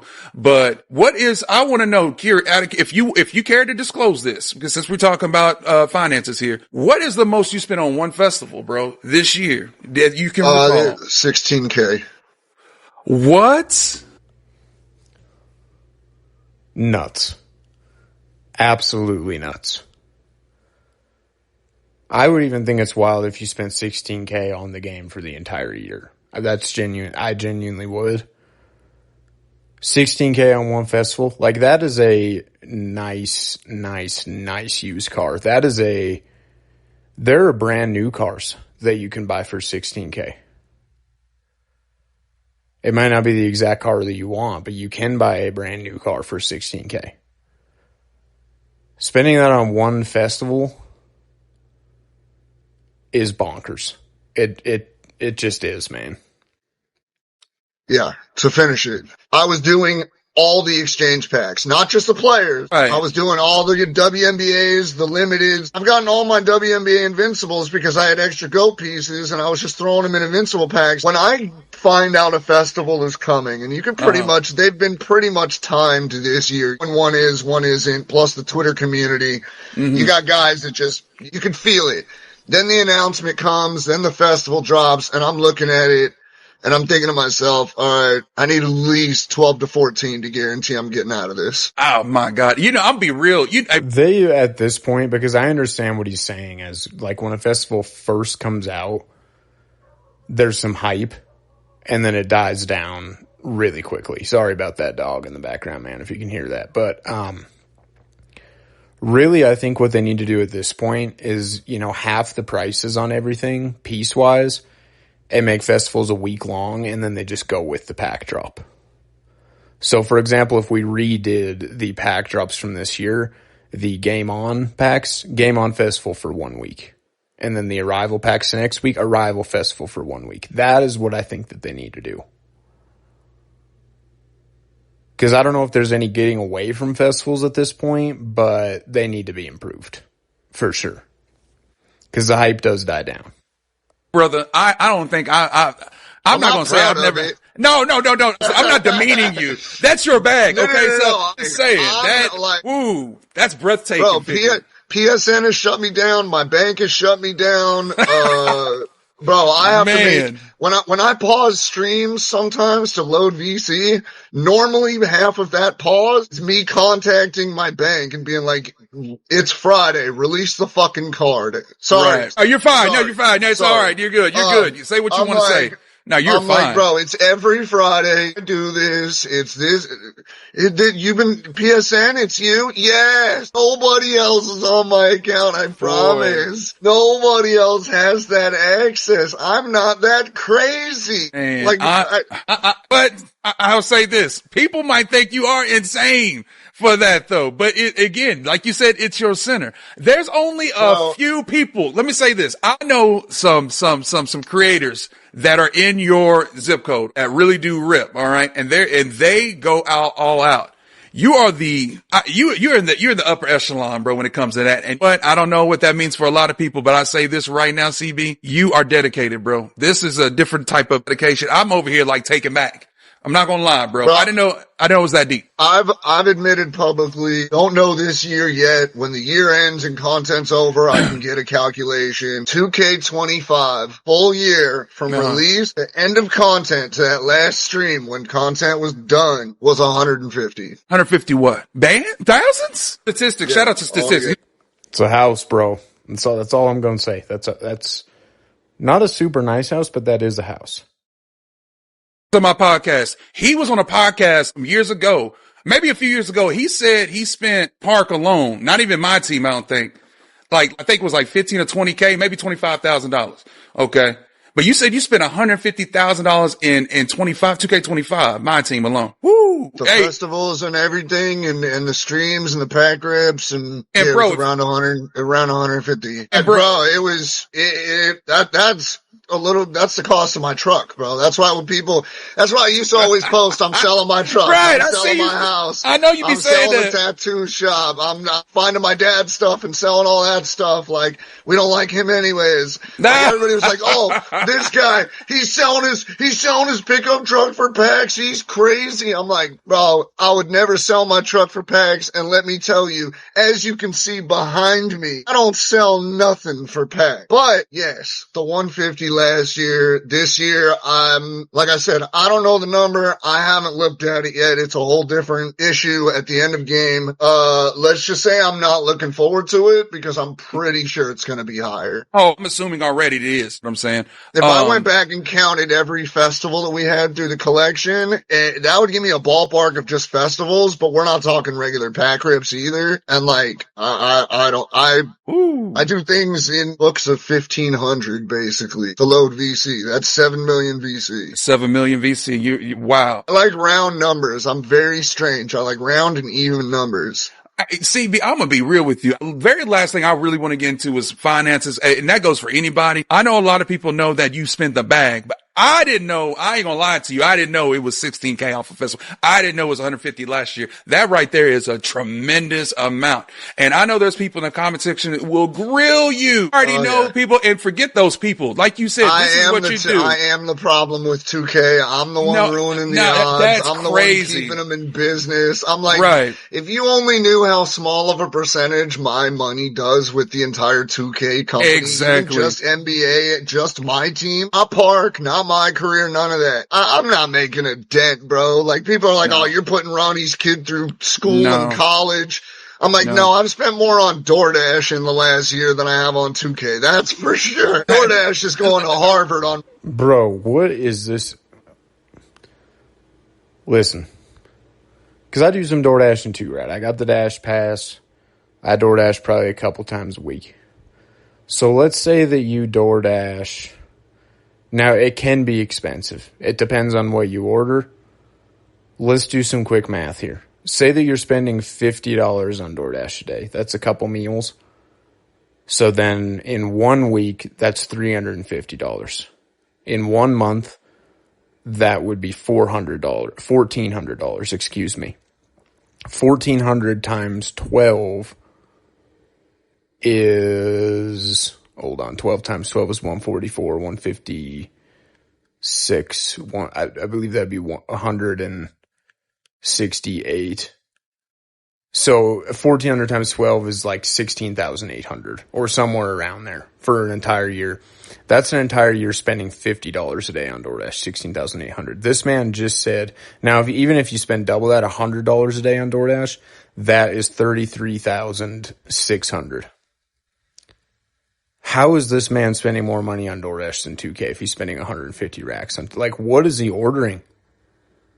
Is he ordering like a filet mignon 4 or 5 times a day? Like, that math ain't mathing, bro. I'm just saying. It is not mathing. Right. That's about it. Let me tell you something right now. If y'all don't know, Take Two Interactive, okay, if you look at their quarterlies, they're making billions, okay? We're not talking about hundreds of thousands, whatnot. We're not even talking millions in M's. We're talking about, they're making bread, okay? They're making bread. I'm not gonna hold y'all right now. Let me look at their last quarterly real quick, CB. And they're paying the players for 2K jack diggity, so they're making even more off that. And that's the reason guys like Reggie Miller and Barkley are not in the game. Because they're not going to stand for it. Which, by the way, 2K17, Barkley was in it. One of the best cards of all my teams ever. But you had to collect every set to get every Dream Team reward player to get that Charles Barkley. I'm telling you, bro. That card was OP. Okay, so looking ahead. Okay, by the way, their last quarter was 1.68 billion. Looking ahead to GTA, fiscal year 2027, and looking ahead to GTA, right? They project revenue at 9.37 billion. Bro, what is the over-under for amount of cigs that CB is smoked? We are 36 minutes into this video, this is at least the fourth cigarette this man has lit up. And I'm a nicotine user. Like, I get it, bro. I don't smoke cigarettes, but 36 minutes, 4 cigarettes. Man, this guy's got to be smoking like 5 packs a day. Like, I ain't even going front on you, man. It's crazy. It 1,000% is. $1,000,000. Do you think that he's the problem for real? No, I hate it when they say, oh, you're part of the problem, ripping packs and whatnot. No, listen, we all have a hand in it. Once we load up the game, we all have a hand in it, regardless whether we spend, don't spend, whatnot. We're all using currency, okay? I know what we hear right now, so hold on real quick. No, we are not going to make the comparison between MT packs and VC packs again. Opening packs with MT does nothing for 2K. That's why there's no packs you can open up that have good odds for MT. Come on, Mojo. We better than this, man. We better than this. CV, we all use currency, my brother, okay? And I know you just mentioned a high figure, okay? But we all use currency. It might not be money. It could be time, CB, okay? It could be the blood, sweat. Which does nothing for 2K. So that's why the comparison cannot be made. Tears, it could be the grind. You know what I'm saying? That right there is currency. Go ahead. I'm sorry. I didn't mean to interject, my man. Oh, you're good. You're good. Yeah. Number one, I've got over 3,000 hours on this 2K alone. Applies your dedication right there. The county of Los Angeles is going to spend more money on GTA than all the country's going to spend on my team right now. Like, the money they're going to make off GTA and the sales of that, they're not even worried about my team. That's probably why they're taking a break. Right. You just heard the projected. Bro. They know, bro. They're like, 2K's out, bro. The finals are over. We don't even have to work no more. These stupid idiots are going to buy whatever we put in front of them. I'm telling you, they're working on 27 already. 2K. Go ahead. And then the GTA things came out, and they're like, oh, dude, we're all chilling until November. September comes out, 2K. We ain't even worried. We don't even have to drop real cards. We can start people off with no roster. They can have no players, literally like Troy Dan. I don't have any players for 3 months. And then when GTA drops, they're like, all right, fine, we'll give you some, we'll give you some emeralds. Right. Like, bro, my money don't mean jack diggity to them. It's just. Know what? While we on the subject, CV, what I hear the most, like, when people rate you online, they be like, he got the best team in the game. Why is he playing online? Why are you playing Showdown? And I have quoted you on this, okay? And I know your answer, and I will say it right now. The reason why, man, because he just likes to play offline. You're just an offline grinder. That's all you like to do. Plain and simple. I just don't I don't like to sweat, bro. I've been offline. I used to break controllers, so I can't even imagine. I got through the Showdown wins to get Moses, and that was like, even that, I signed on and I was like, let me see how many quits I can get just off the look of my team. I was going to ask and that got me a lot of the ways, and then other people, I'd score a couple buckets and they'd quit. But I don't prefer to play online. People are like, I'll beat your ass with a pink diamond. Sorry. You're fine. You're fine. Beat you with a full pink diamond squad. Like, you ain't nothing. You can't this. You can't that. And I'm like, cool. You beat me at a video game, bro. This ain't what it's about to me. I'm not here to prove it. I agree with that 100%. The amount of flack that offline grinders take in this game is insane. It 1000% is. Because online is just a miserable experience on my team right now. It is an absolutely miserable experience, and I don't blame people for not wanting to play online. I don't. Anything. And people, this is a quote I get most on Twitter is, you just out here looking for little kid likes. And I'm like, no, I'm out here to participate. I'm out here to participate in a community and present myself for what I like to do that people like to watch. If they didn't want to watch, they ain't got to watch, and then I don't have a streamer career. Yeah. But it seems to me they like to watch because, number one, my payouts are pretty decent right now, and I'm only an affiliate. Mm-hmm. And on Saturday, I opened my email to a partner application. So I guess people are paying attention. People like it. So to the people that are going to talk smack on Twitter and come after me and I'm wasting my money and you're going to run on a bank account, the thing I say to them when I do actually answer, you really think I'm living on a street corner with a sign that says, can I have quarters for packs? And all I do is spend it on packs, and I got a dog and a wife and we live on a street corner somewhere? No, sweetheart. No. I live on 17,000 square feet that was paid in cash up front. No, sweetheart is absolutely wild. That kind of caught me off guard. I drive a truck. We're $100,000 paid up front. I got a sneaker collection over $1 million behind me. Mm-hmm. I might be funneling, putting some into 2K's pockets, but trust me, guys, this is not hurting me. If it was hurting me, I wouldn't do it. My wife wouldn't want me to do it. This is just what I love to do. I've been doing it for 10 years. It ain't gonna change. This is like my way of life. Why do I need to sweat online? People ask me, why don't you play King of the Court? You should play King of the Court. First off, no thank you. I'm not that competitive, number one. I'm not that good, number two. Number three, I respect the GOAT, Ty Debo. Shout out to him. I got mad respect for that man. He actually jumped to my DMs at one point, and I was like, you're talking to me? Now, Ty's good people, man. He's solid. He for real. Well, this is what I will say about Ty Debo. He ain't as well off as CB the Grenade. I will acknowledge that. But again, it's another situation like Decentric at the beginning of the video. Ty Debo, very successful content creator, very successful with King of the Court. Won 10 grand, who knows how many times this year. Very respectable person. I get it. Seems like a really down-to-earth dude and just, whatever. He has never given away a dime. And we have CB over here taking way more flack, and he's giving away clothes to people that can't get clothes. He's giving away endless cards on this game, all kinds of giveaways. Again, I think he's more well off. But him taking flack and then Ty Debo, because whenever somebody mentions that, I've heard Carla mention it, I've heard other people mention it again. Whenever someone mentions that, there's people at their throat, man, which I think is stupid. Speak your mind. I think that's a fair point to make, I haven't seen him ever do one giveaway. So, do with that what you will, man,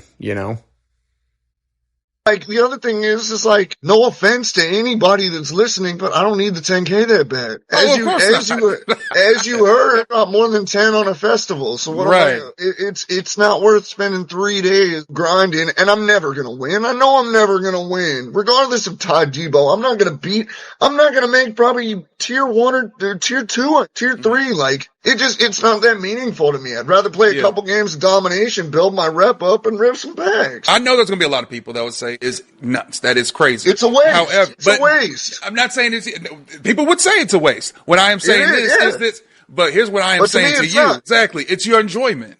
You love this. It's a lifestyle. You love this, bro. I ain't gonna lie to you, bro. Go ahead. I'm sorry. Go ahead. Oh, people ask me, do you collect IRL cards? I said, no. I was gonna ask you that. I was like, no. They're like, why not? There's a return on them. I said, because I have to either leave my house. I was like, honestly, like, that sounds so silly, but like, for me to go to a card shop to try to sell and have to negotiate with somebody, or go to the post office and ship something out and worry about shipping, and is it going to arrive damaged, and am I going to lose money? Like, I don't have the patience for that stuff. The ripping IRL packs means nothing to me. I rip the 2K packs.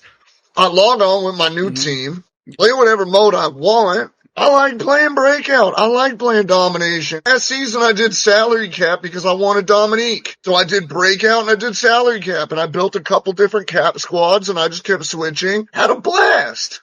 And that's it was so much fun playing offline. Like, don't need it. Also, I really don't need to break these. Like, I get real mad. And I live near busy streets. Nobody's car windshield needs to get punctured through by a controller. Like, I'm not about that. People are out here really shaming you for things that you enjoy. I can tell, no matter how much money you have, even if you didn't have a dime, you would love this game regardless. Am I right about that? 100%. I'm sure, to be honest, going into next year, the habits are probably going to change, because now I got a kid. I got to take care of more important things. Yeah. I'm not going to be able to do the 18-hour streams. I'm probably not going to finish every festival.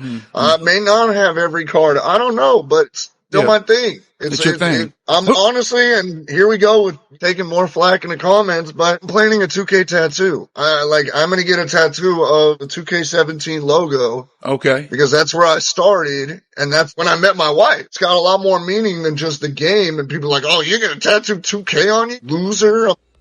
Yeah, I think tattoos are sick. Like, I'm going to be honest. I don't have any tattoos myself, but I think that's another issue with, like, we've talked about the way that video games are looked at with the older generation. I think that's an issue with tattoos as well. And then a lot of, as we've talked about, a lot of the older generation, a lot of the way that they look into things, obviously, you know, parents, grandparents have a lot of influence over their kids and grandkids. That bleeds into the younger generations, and then that is what you're seeing. I think tattoos are just, they're sick, man. It's a good way to represent memories. It's a good way to represent, you know, things that you care about. Because obviously, if you're putting something on your body forever, it's got a lot of meaning to you. It's got a lot of sentimental value, maybe a memory. It may be something that, you know, you look at and you think about all the stuff that's happened. And so I don't know. I'm not into the tattoo hate either, I got to say. Like, I don't understand. Tattoos on me are not what they are. It's the story behind them, or more importantly, is the moment that happened that represents. I don't have it because it's like, oh, I wanted some crazy sword and this and that and whatever. Oh, it looks cool. No, every single one on me has meaning. To answer a question I get a lot in the chat, I do not regret any of my tattoos. They all tell the story. How many do you have? Memento. I have over 300 hours of work. Wow. They start behind my ear and they end at my toes. Wow, I believe it too. What in the world? What in the world? Bruh, everywhere. Okay, so you have them literally on your, okay, so they're literally, y'all, okay, comment section. Except for my butt, my private area, and my face, my whole body is tattooed. I'm pretty much out of room. My girl asks me all the time, where are you gonna put your son's name or a tattoo for him? And I was like, we'll figure it out. If you want to get better at my team, me and Nike just dropped Elevate Your Game on Patreon.com. So if you go over to that Patreon.com, Is this eBands? eBands promoting okay. Get weekly posts, meta updates, built-in one-on-one coaching, and personalized videos, and so much more. So go ahead and tap in if you want to get better at my team. Take a look at me right now. How many tattoos do I have? None. 0. Not on one. I don't have any tattoos, bro. I'm a wimp. I'm a punk, bro. I don't like needles. Whenever I go to the doctors, bro, and they have to draw blood or whatever, bro, or do IV or anything like that, I'm already like, I've closed my eyes, bro.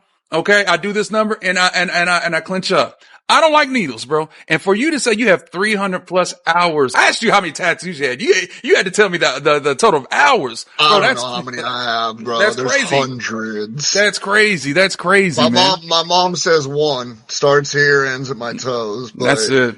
I've gotten a lot of work done. I've saved the worst areas for the end. One of the most recent ones I did was the moth on my throat, and that was 2 hours, probably one of the worst 2 hours of my life. Yeah, it hurt. It hurt. I cried the whole way through it. The girl was there with me. She was making fun of me. Yeah, I complained through every single one of them. I'm not gonna lie. I don't deal well with the pain. Some areas are easier than others, but like, I look at it as temporary pain for a lifetime of artistry. You said you're gonna put a 2K17, NBA 2K17 logo on there. Do you have to ask you, who's your favorite basketball player? Like RL? Ever? Like, who's your favorite? Probably the cousins, McGrady and Carter. That's what's up. I grew up, I'm gonna be 41 next month. So I grew up in the Jordan Bird, Magic, like, the beat down Detroit Piston days, like Jordan the Rockets, the Knicks, the Spurs, like back in the old days. So I grew up watching Michael Jordan, and I was like, that guy is amazing to me. But still, always one of my favorites were the cousins, man. It started with Vince Carter. 15 was always my lucky number. I actually have it tattooed on my wrist. I just Vince Carter, and then Tracy McGrady. So those would be my tops. Right now would be Durant. I love Katie stuff. I saw him at a restaurant, but I was too afraid to go up to him to ask for a pig. That's what's up. Ain't going to lie, okay? I want to emphasize this. Ain't going to lie, CB. That shoe collection behind you, and I'll finish this. So we're getting on to sneakers now. I think it's this and then the WWE, which we'll cut it short before WWE, but I do want to see some of these shoes and talk about some of these shoes, because I'm a big sneakerhead too, you know what I'm saying? So, hey man, let's get to it. Incredible, because what in the world? I know you said you have approximately $1 million worth of shoes right there, and I'm looking at a lot of those colorways, bro. You rocking with some heavies right now. Talk to me about your shoe collection, man. Hold on, let me answer the phone real quick. Swarovski Dunk, made of Swarovski crystals, one of my most prized possessions in my sneaker collection. Swarovski's dunks are tough, man. Does he have the green ones though?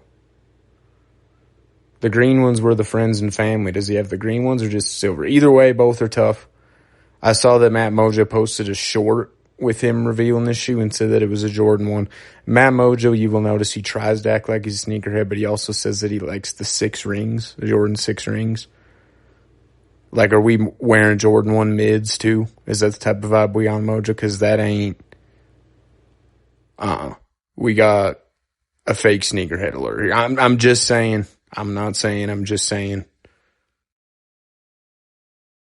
The other one. Like if somebody says red flag as a sneakerhead, if you're, don't know the difference between a Dunk and a Jordan 1, that screams casual. If you like the 6 rings or Jordan 1 mids or Team Jordans or anything, that screams casual. I'm just sorry. That's the way that it is. It just 1000% is. I don't have with me. It's in my office inside the house. I don't show it often. It's both sneakers I would have to show off, but you don't have to. I'll just explain it. My most prized and most valuable is a sneaker. It's a Jordan 1. I won it in a contest, strangely enough, for buying the most weed in the month of December from a dispensary. Oh, wow. And I got a free pair of Jordan 1 highs, fully customized, one-of-ones by the shoe surgeon. Wow, bro. Hey, Jordan 1's my favorite. That's my favorite. Jordan 1s are definitely high for, I wish I could portable my camera, bro, cause Jordan 1s to me are massive. I've already got the love letters don't drop for another month. I've already got mine on the way. The new, is it a Jordan 1? Ones are overrated though. I gotta say, like they're a classic. They're the foundation of what sneakers are. I can recognize that, but give me some. 1s are overrated, 4s are overrated, and 11s all extremely overrated in my opinion. Give me some 3s, man. Love the 3s. I love the 8s, the 9s. Big fan of 12s. 12s might be my favorite. And then 13s and 14s are pretty fire as well. And I even kind of rock with the 16s, the 18s. Like, you know what type of vibes we on, man. Those are my favorites. Don't mind the 6s.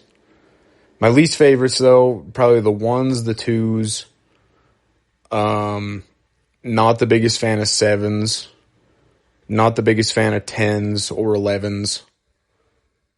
Those are really, I think, probably my 4 most disliked, or 5 most disliked. 1s, 2s, 7s. But I have owned 1s and 2s, and I've owned 7s as well. And I've owned 11s. So, I mean, I don't know if I've ever owned a Jordan 10. I don't believe I ever have owned a Jordan 10.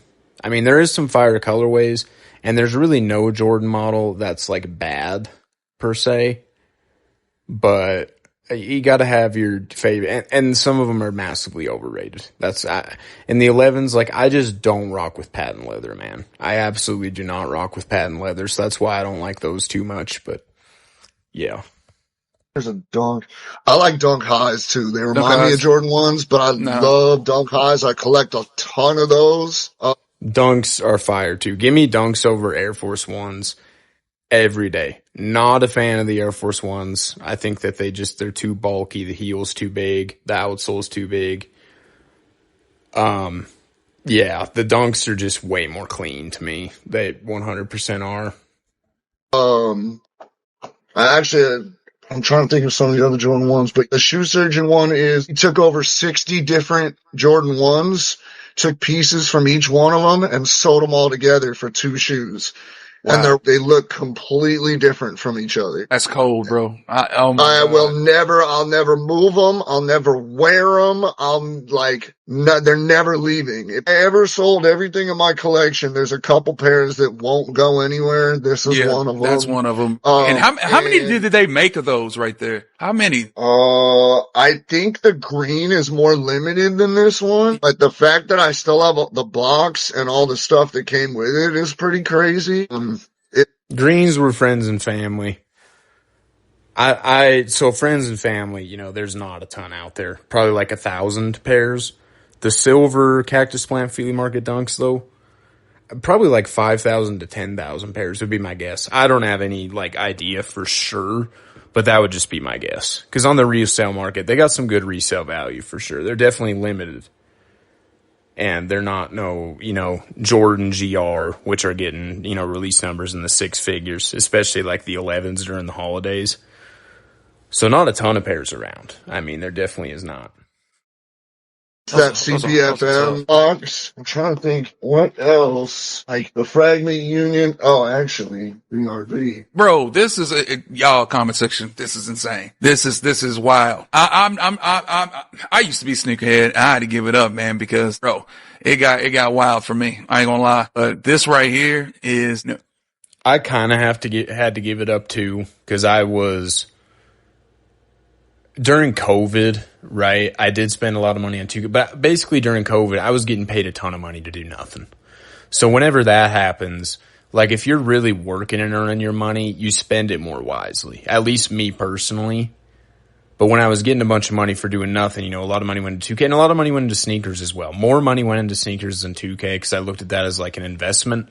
I just recently sold a lot of my collection. I sold like my Amamanier 4s, Amamanier 3s. I've had some other really hype pairs throughout the years that I've had to get rid of. And right now I'm not sitting on a ton, but that's okay. Like that's just where I'm at, in life. I know that I'll probably get into it again later down the road, but we'll see. Cause it's expensive to be a sneakerhead. There is no question about it, man. But yeah, I mean, sneakers are fire. I'll always love them. And honestly, as I said, my favorites are foam posits. Foam posits will always be my favorite shoe. I hate when foam posits get hate. There's nothing more clean than a nice foam posit. And then I really like the KD 6 through 8. I like the Kobe 9 through 11. And I love the LeBron 12. Because those are the ones that I just grew up with, right? Those are the ones that made me fall in love with the sneaker game. So those ones will always hold a special place in my heart. No doubt about it. It's the same reason that the Jordan 1s, a lot of older sneakerheads like these two gentlemen, Jordan 1s being their first pair or whatever. Like, I completely get that. I do. But, yeah, it's all about, what sneakers game is based on nostalgia. A lot of it is. There's no question. Incredible. Let me know in the comment section, man, what your favorite colorway is, what your favorite brand. Again, Jordan 1's my favorite, and they will always remain to be my favorite. My favorite foams. Well, my favorite shoe of all time has got to be the Chinese New Year foams. The ones they're kind of like yellow on the toe and then light blue towards the back. It's kind of a more unknown sneaker. They got a translucent outsole, which is kind of an L because translucent outsoles, if you did not know, they turn yellow over time, which sucks. I had that happen to my Island Green foams. Had that happen to a couple pairs of Jordan 5s that I had, the Oreos, and then the Racer Blues. The outsole just turned yellow because they get oxidized if you wear them outside and all that. So I hate that they have, but I saw somebody do a custom that was on the GOAT app for a while. They were like a size, cause I'm size 11 and a half, 12. I think that they were like a size 11 or 10 and a half. So I would have had to absolutely squeeze into them, but I almost bought them. It was a pair of them Chinese New Year foams that somebody put a custom black outsole on, like just did a sole swap on them. I wanted that pair so bad, man, because the Chinese New Year foams are just so tough. I love the Tianjins as well. The original Tianjins were dope. I even honestly like the re-release that just came out even a little bit better. The white pair. Because I'm not a hypebeast sneakerhead. Like, obviously, the original Tianjin, super limited, go for thousands. Most people would say, oh, you're lame for liking the new pair more, but they're colder, man. That green outsole with the white and just the Asian aesthetic, like, man, those couple pairs of foams for me are just like perfection when it comes to a sneaker. There is no question. I ain't gonna hold y'all. As CB is grabbing, oh my God, look at those, y'all. Look at those. Look at those. So Jordan 1 UNC off-white. Yes. I took a pair and had them spray painted. Oh, you got those spray, but those are. Listen, dude, I usually don't like customs. This is one of the most fire customs I ever seen. Like, I'm not even going to hold you. Like, this pair, if you're not going bias involved, because I do have a little bit of bias, like, oh, I'd rather have, you know, the pair that was released and everything. These are tougher than the UNC. Like, I'm not even going to lie. These are absolutely better than the original UNC off-whites with this custom job with the black and red added. Those are sick. Those are absolutely sick. Cold. So these are the UNCs originally, but remade. That's tough. I ain't gonna lie. Those look, man. Woo! Look, I'm not gonna lie to y'all. I've seen some stuff, bro. His collection is one of the best collections by far, man. My boy Phil back home, man. This collection is insane. If the craziest sneaker collection I ever seen is probably either Fat Joe and PJ Tucker. Nuts. Millions of dollars worth of shoes, both of them. Absolutely nuts. PJ Tucker's got like, you know, hundreds of thousands, if not millions of dollars worth of shoes in a bunch of different cities that he has. Like, some of those videos I've seen with his collections are nuts. Probably the most, like, the best collection I've seen from like a non-celebrity or like non-NBA player is the Perfect Pair. If you have not seen the Perfect Pairs collection, his collection's nuts. But yeah, CB the Grenade, this collection is crazy. There's no question. A huge sneakerhead. And if he saw his collection, he'd be like, wow, bro. And he has a lot of shoes. He's probably, I'm not going to lie to you. I know like, there's like 5-10 people that I know that are like major sneakerheads, but they're not even they don't even come close to this right here. Not even remotely, you know. Now I do know one guy that has some rares, but bro, I don't think not too many people touching this collection. PJ Tucker, for sure. PJ Tucker is probably the biggest sneakerheads in the NBA. PJ Tucker can kiss my ass. He said, he really is a sneakerhead for real though, man. Bro, but he got all the PEs and stuff. It pisses me off, bro. I don't have access like no, that. No, you don't have access. Right. That's what I'm saying. I see him at like sneaker cons. He's like, you got a size 15? I'm like, don't nobody carry a size that big. No, they don't. No. Who are you putting it on? All four of your dog paws? No, I'm going to show you something. Ooh! The Dior's, I gotta say though, Dior's are overrated. They're a hype beast shoe, no doubt about it. I mean, they're clean, but I don't know. Definitely a hype beast shoe, I would say. Oh, those are the Dior. I'm a way bigger fan of those custom off-white UNCs than I am of the Dior's. Both of them, low and high. Those are, bruh. Oh my God. This is, I got 500 more pairs in my room. That is crazy, man. I've only seen those one time. I'm floored. We all should be floored right now. We are all witnesses. You feel me? We are all witnesses. Hold on real quick. I gotta check my phone. We are all witnesses, y'all. I've seen the Dior lows in person at a sneaker store. I've never seen the Dior highs in person. And they're fire. Like, I'm not even trying to front. Like, they're absolutely fire, but they are definitely, if you take the Dior off that swoosh, it's just another Jordan 1. You know what I mean? Whereas, like, the Off-White's unique. There's nothing like the Off-White ones. My man is what? I'm here with you. Man, come on, bro. Those are those the M&M 4s? I think that's what they were. So cold, man. Those are my favorite. Those and the 6 rings are some of my favorites, bro. Jordan. The 6 rings, Mojo. What are we doing, bro? Like, I am sorry. You love what you love, but the 6 rings, this man's got to be capping.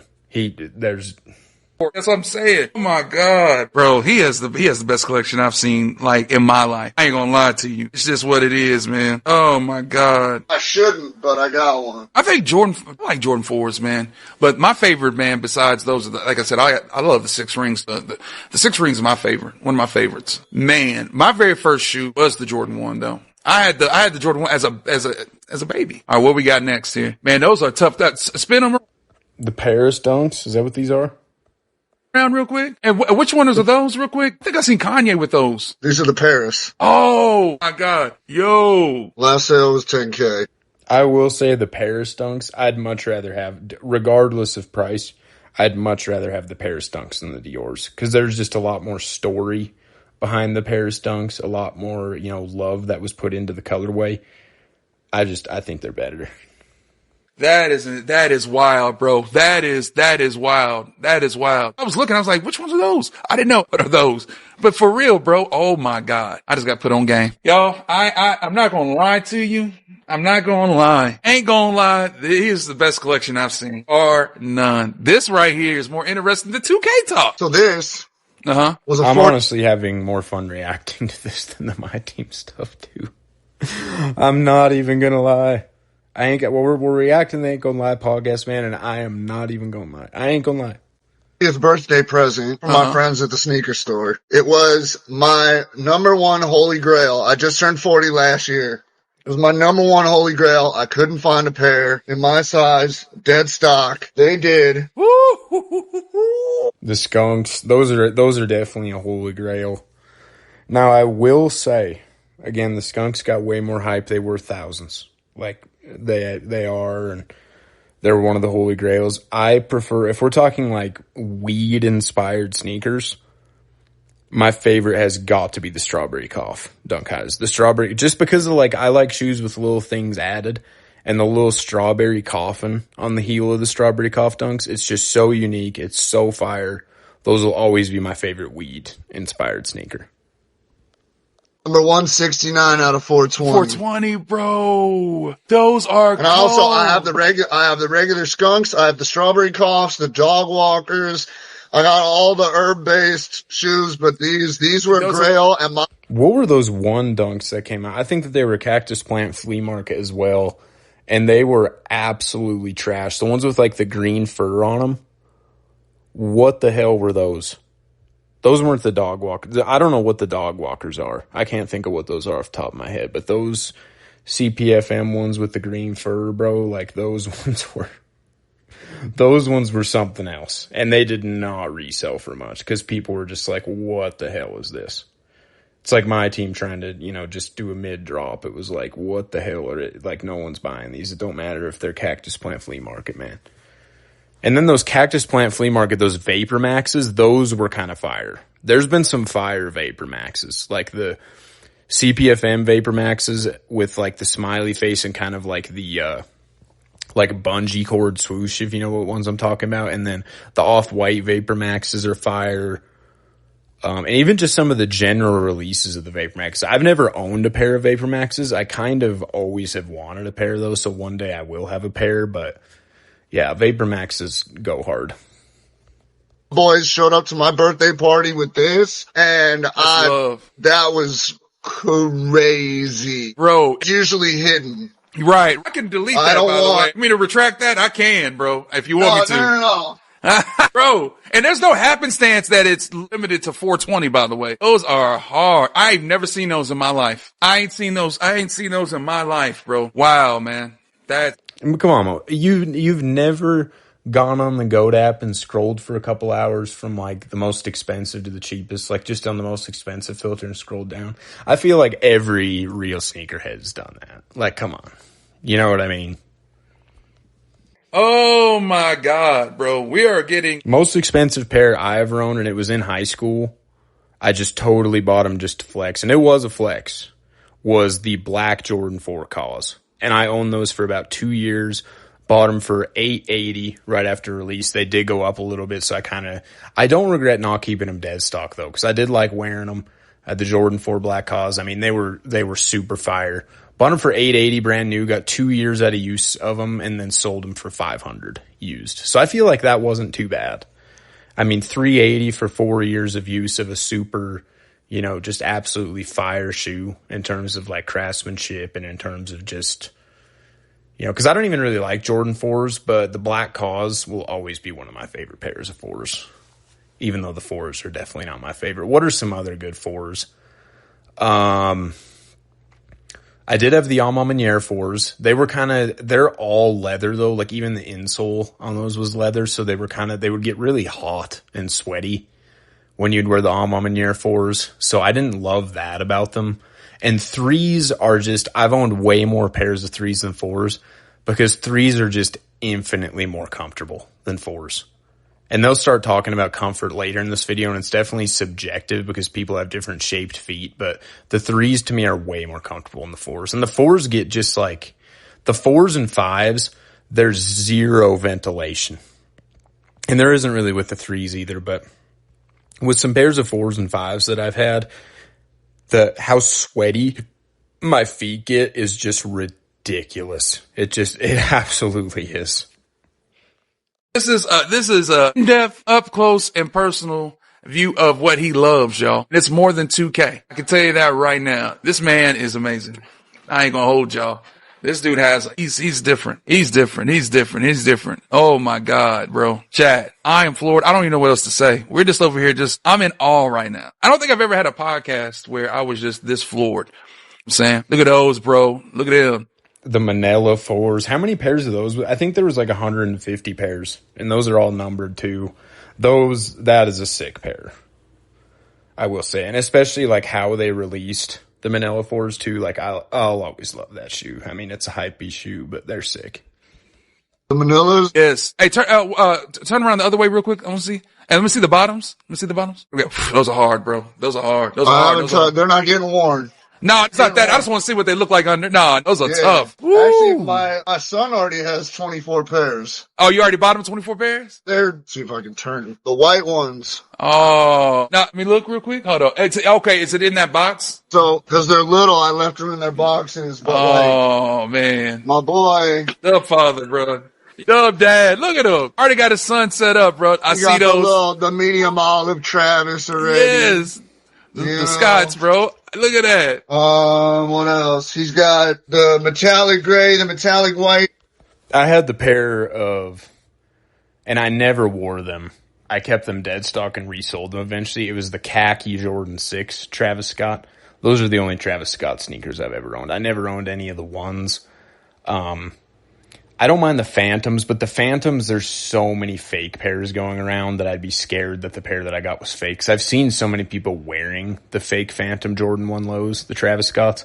And I've also seen pairs at like Plato's Closet, if you know what Plato's Closet is. I've seen on 2 different occasions a fake pair of Phantoms inside some Plato's Closets, man. So they're fire, but like, cause I'm someone who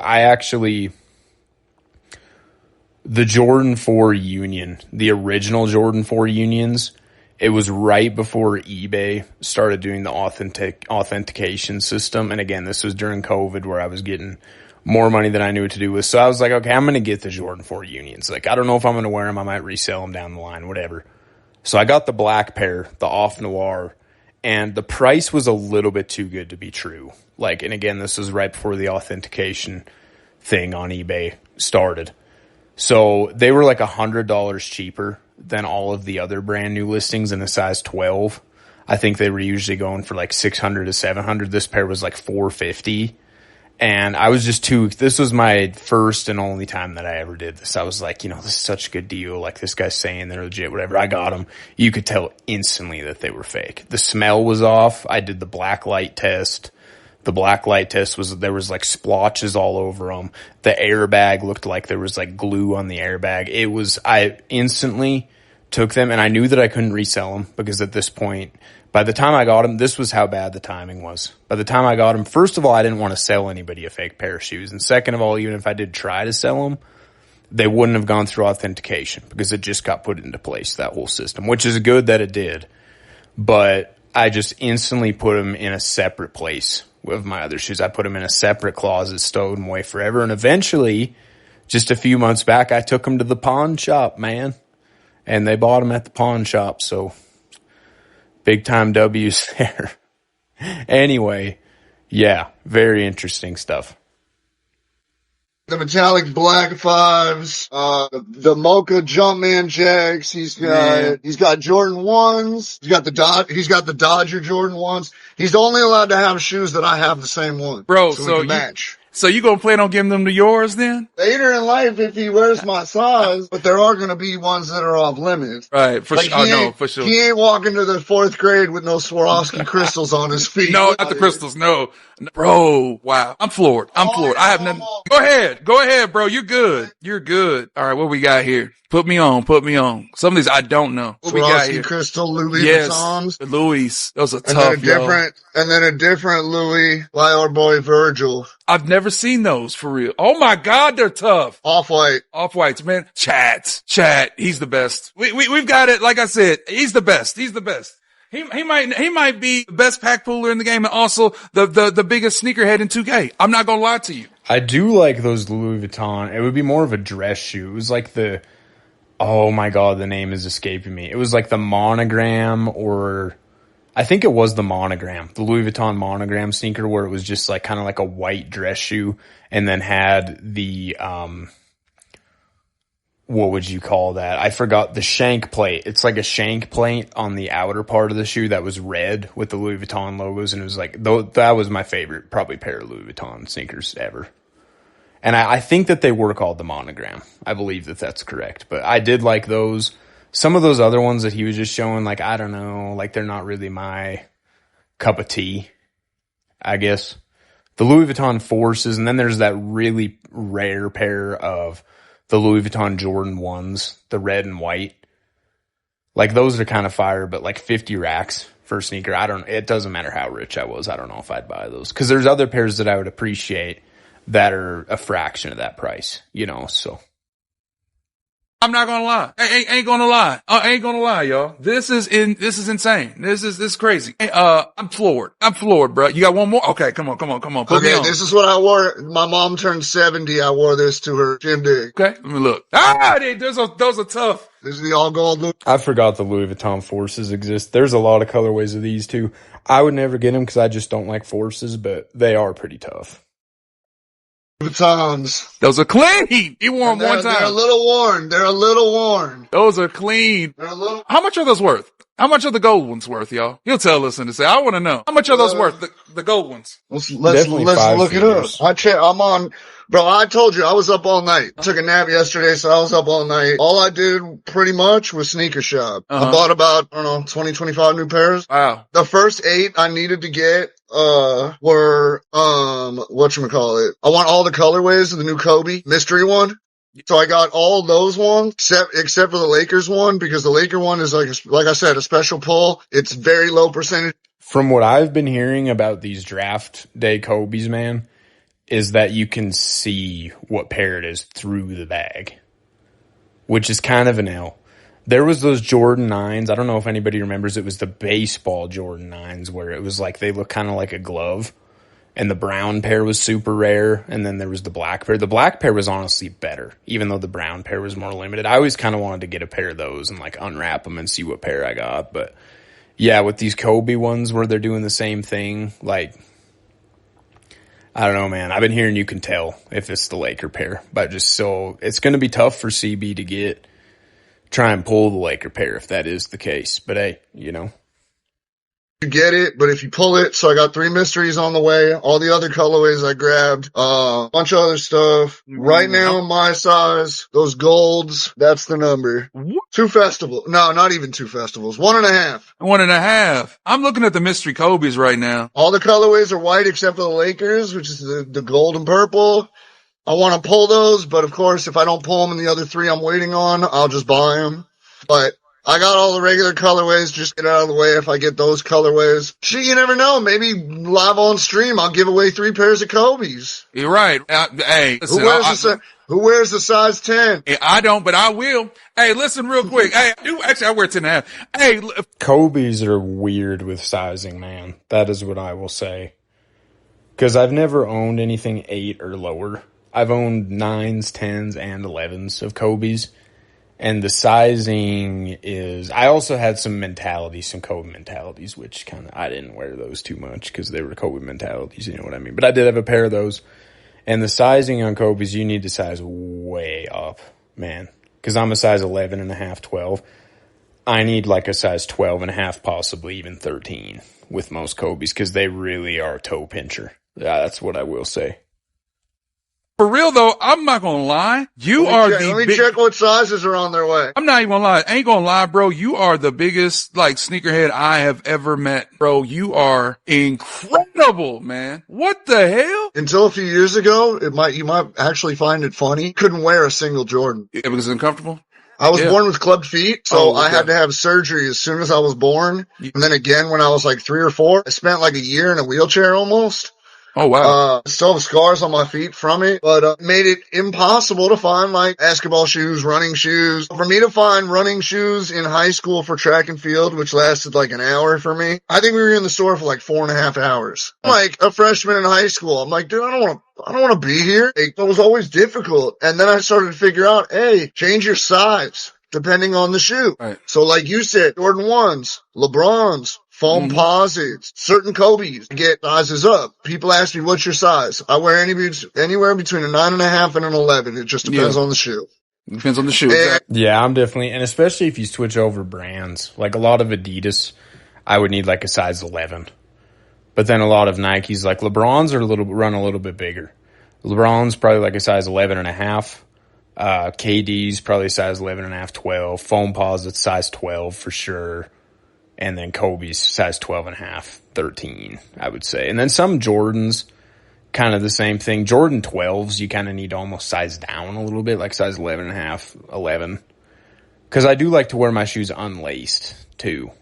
And then if you do wear your shoes unlaced, you got to make sure that when they are unlaced, that your foot stays in them. Because if you're doing that thing where your foot comes out every time you step, that'll absolutely ruin your feet after a while. Your feet will just start to hurt so much. So you just got to pay attention. You got to know your size. That's why it's always good to, try them on first, right? That's what I figured out. I was like, I'm literally cutting off circulation at 9.5. What if I go half or a full size up? My toes may not reach the... Yeah, you can just because both of my pinky toes, from playing so much basketball growing up, both of my pinky toes are fried. They are absolutely, like, the nails on them are all fucked up. They're all, like, kind of pinched in. Both my pinky toes are. I've got both my big toes, the nails are ingrown. Just from doing so much cutting, back and forth. And then there was one time that I went off into college, and I hadn't hooped for a while.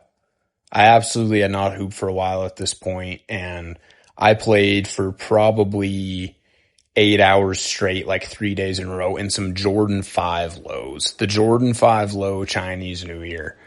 And they kind of felt comfortable at the time. I took them off after that third day. My socks were caked with blood, and I had blisters on the bottom of my heels, like on the actual ball of my foot, like the heel ball on both of them, as well as like right under my toes on the bottom.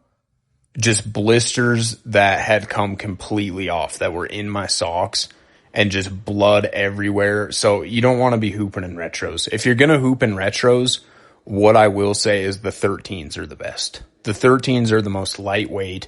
They have Zoom technology, so they're actually comfortable. They actually feel kind of modern compared to the rest of the retros. 12s are too heavy to hoop in. I've never hooped in 11s or 10s. 9s are too heavy. I hooped in 9s in high school. They were too heavy. They were comfortable, but just too heavy. The 8s, again, a little heavy, but I mean, you could hoop in 8s if you really wanted to make it work. The 7s, honestly, one of the better hoop shoes. I just think the 7s are kind of ugly. And then like the 3 through 6, like your feet just get so hot. Plus, they're not comfortable. The 4s and the 5s especially. Like the 5s were the ones that ruined my feet, like I told you. And, 1s and 2s, just forget about it. The 1s and 2s, you can feel every granule of asphalt on the bottom of your foot when you're... I mean, I will say the 1s and 2s do kind of have a little bit of good grip. Like the grip ain't bad on them with that star outsole and everything. Like that's an outsole that has stood the test of time.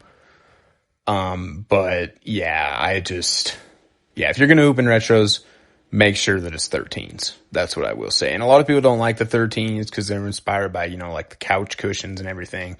I think the 13s are so hard. Even like the 13 lows. Like some of the 13s are just so dope. And you know how I know this, man, too? You know how I know that my opinion's legit? Well, first of all, I've experienced it. I've hooped in all these for hours at a time, and so the proof's in the pudding. But my high school basketball coach, senior year, man, he wore 13s. And he knows, because he's been a hooper for years. He knows what to wear, man. He had 13s, and I always thought it was so sick. But anyway. Very peak end, but at least I'm comfortable. Right. Do you something about Jordans that a lot of people don't like? Jordan, ergonomically, Jordan's the worst shoe to even like hoop in. Oh, I've seen each Jordan number has an issue of what they do wrong to you. Hell no. I'm like, my it's daughter, 2026. We're on Jordan 40. Figure it out. Right. Exactly. My daughter. Some of it, I agree with that. Some of even the newer ones are not that comfortable. They really aren't. Like the 31s and 32s, no thanks. The Jordan 30s are a really underrated shoe, especially like that Galaxy colorway. I don't know if that Galaxy colorway was like a Quay 45 colorway or what the deal was with that colorway, but the 30s are underrated. But yeah, even some of the newer ones, like you are much better off getting like, well, and let's just be completely honest here. If we're talking about with an actual hoop shoe, like the shoes that I've set aside for hooping currently are Trae Young ones. And that is, and it's like that icy green colorway, the mint colorway. Literally got them for $70, but Adidas more comfortable. Like I had some Dame ones as well for hooping, and they're just so lightweight. If you have that boost technology in your shoe, you can just, the Dame ones did not have boost, but they felt like they did with the comfort. Adidas are way more comfortable. They just are. They're just not as sick as Nike. So that's just kind of the way that it goes. But if you have any shoe with boost, like I was working one summer on an Orchard, and I went in there with a pair of Jordan 9s, specifically the Jordan 9 boots. You guys know what I'm talking about. It was the black with the gum outsole pair. Went in there with those, and my feet hurt so bad after the first week because I was on my feet for almost 12 hours a day on gravel. So my feet hurt so bad. My back hurt after the first week. I was like, Jesus, like I need to get some real shoes. I need to quit messing around. I need to grow up.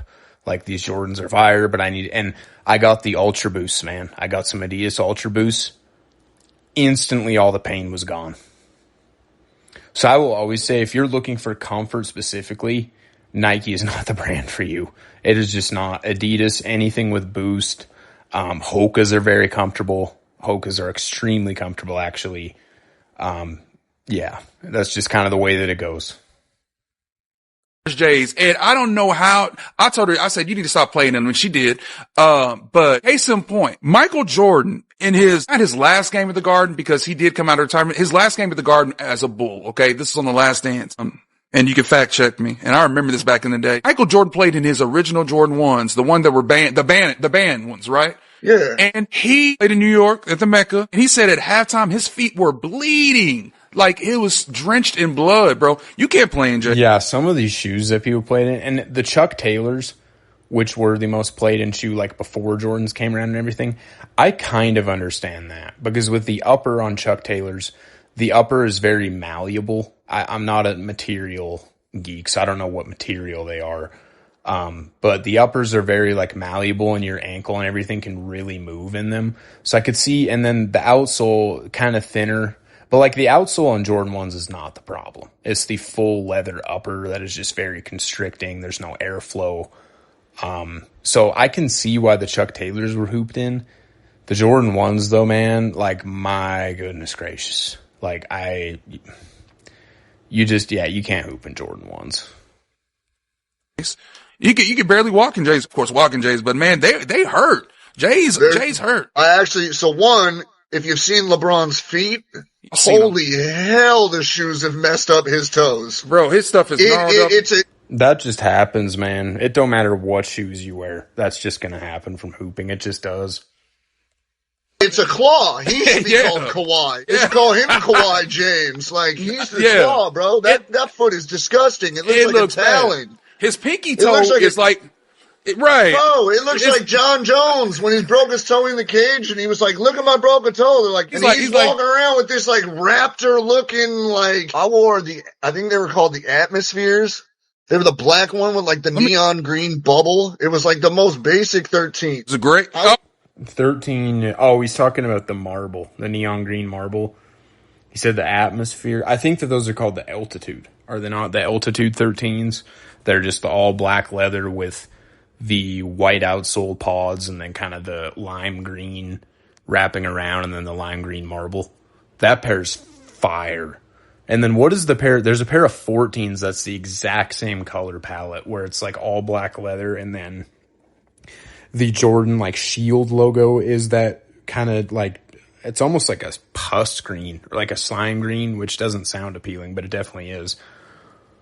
The Indiglo 14s, that's what they are. I regret to this day because this is when, at a time when Jordans were not selling out, when the Indiglos re-released, it was in the 2010s, and they were on clearance for $89.99, and I kind of wish that I got them. That happened with the Jordan 13 Olives as well. They were, you know, when they come sometimes go on clearance, they only have a couple sizes, but then they do have your size, and you're like, oh, should I do it? I did do that with a pair of LeBron 10 lows. And they were sitting at a Foot Locker near me. This was literally at a time where the 12s were about to come out in the 11, and they still had the Jordan 10 low Sprite sitting for $50. And it was a size 10.5, which was a little small for me at the time, but it was $50, man. Like, of course I was going cop. You know what I mean? So, yeah, but the Altitude 13's fire. I kind of wish I had owned those at some point or did own them because those, and the Indiglo 14, same thing.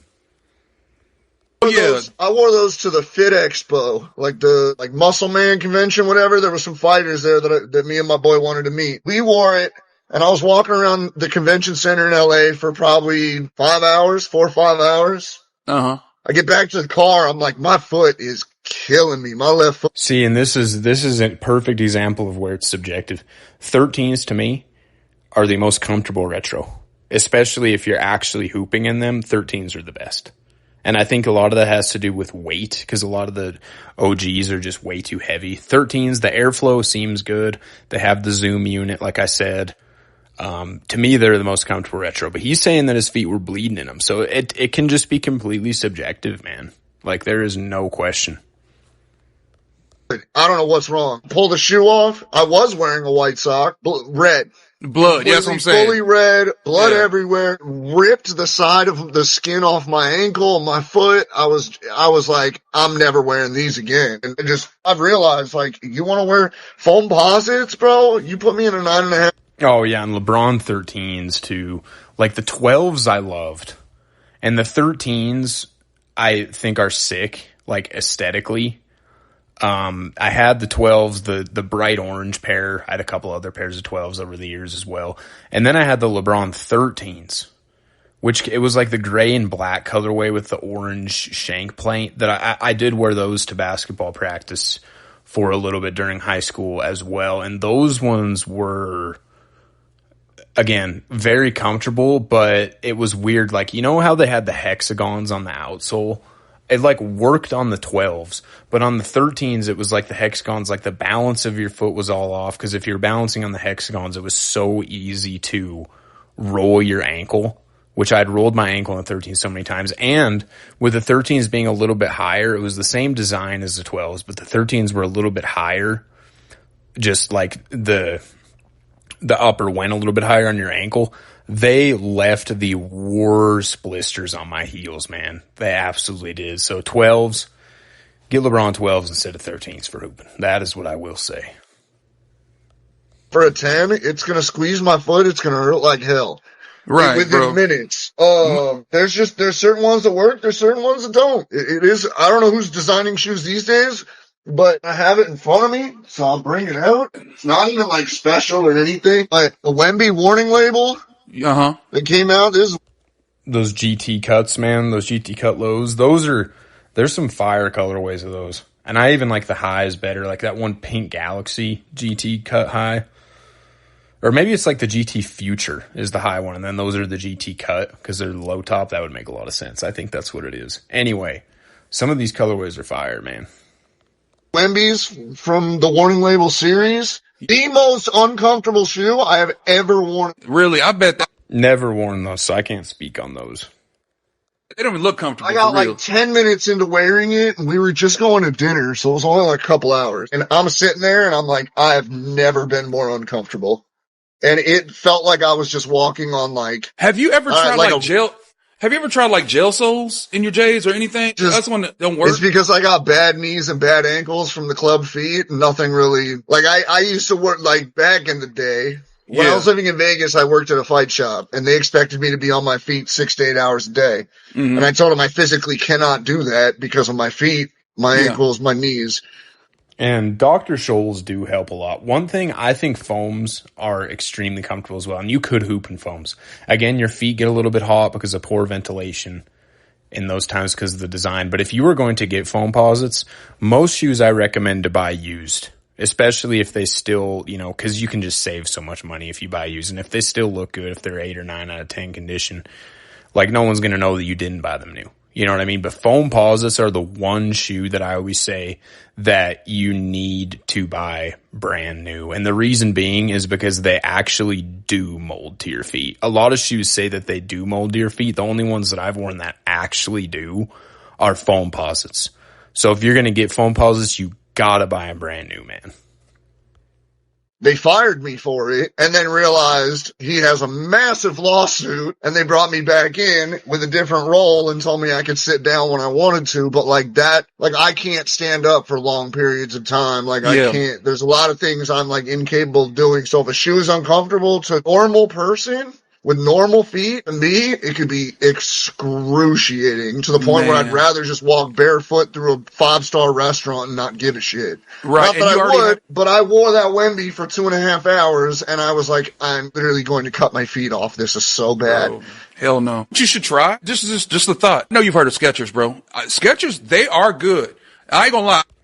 We got Mojo back at it again, bro. Ain't nobody walking out with Skechers on their feet. I'm not. I can tell you that. I don't care how comfortable they are. It is just not happening. It's never happening, man. I have like 3 pairs of Skechers right now. My daily is, I've got some Dunks that I've been wearing. They like the ones that just came out. I always forget what the colorway is called. But they're orange and then kind of like a grayish navy on the paneling. And then the swoosh is kind of like a really pale yellow. It starts with the C. The colorway starts with the C. And then I've got those Trae Youngs for hooping. And then I also have these Zion 4s, the Noah colorway, which my girl actually got for me. So Major W. I mean, when your girl gets you a shoe, you always gonna love it. So I do love them. And I do love the colorway. I like, that the Noah colorways of the Zions or like his little brother designed them. Like that's cool to me. I love when shoes have like some meaning behind the design, So I wear those pretty often. And then I also have some Solar Soft slides, some Nike slides, which those are, during the summer, if you ain't wearing slides, what are you doing, man? What are you doing? So those are kind of I did have a huge collection, like I said, but it got to the point where I just wasn't wearing them, I only wear like a couple pairs. So those Dunks, those Zions, those are kind of my dailies. If I need a nice shoe. I also got some Air Maxes. They're not like the 90s or the 95s or anything. They're kind of like the one of the newer models. I'm not even sure what the model is called because those were also gifted to me. But those are comfortable. I wear those occasionally as well. But that's kind of what I'm rocking with right now. And that's really all I need right now, man. Because I don't find, many instances where I really want to break out a crazy pair or nothing like that. So just got me a new pair of Skechers. John Cena wears Skechers. They're good. Here you go. John Cena. Cena. John Cena follows me on Twitter, by the way. I think he follows everybody. But anyway. I met John Cena. I did too. I met him at Robert Stadium, Evansville, Indiana back in the day. Okay. I think they're going to start talking about WWE. So this is where we're going to end it off. If you guys stuck with me all this way, I know that we didn't even talk a whole lot of my team. A lot of it was sneaker talk and a lot of different things, but I hope that you guys rocked with it. I know it's been a long video again. If you did stay the whole way, I really appreciate you guys, man. Like more than you could ever know. Make sure to subscribe to the channel. If you're new, leave a like in the video. Leave a comment down below with any thoughts that you may have. Whether it's my team related, sneaker related, whether it's anything else. Whether it's just something that happened during your day or whatever, I always love to hear what you guys have to say. But we'll be back with much more My Team content soon. I'm going to get the streaming going soon. I think when I do stream, it's going to be either Black Ops 2 or Fortnite. And then, of course, I know that the conversations will be My Team related if some of you guys come in there and, want to chat a little bit, I'm always down to chat my team. You guys know that. So, yeah. Anyway, love you guys, man, and I will see you guys in the next video.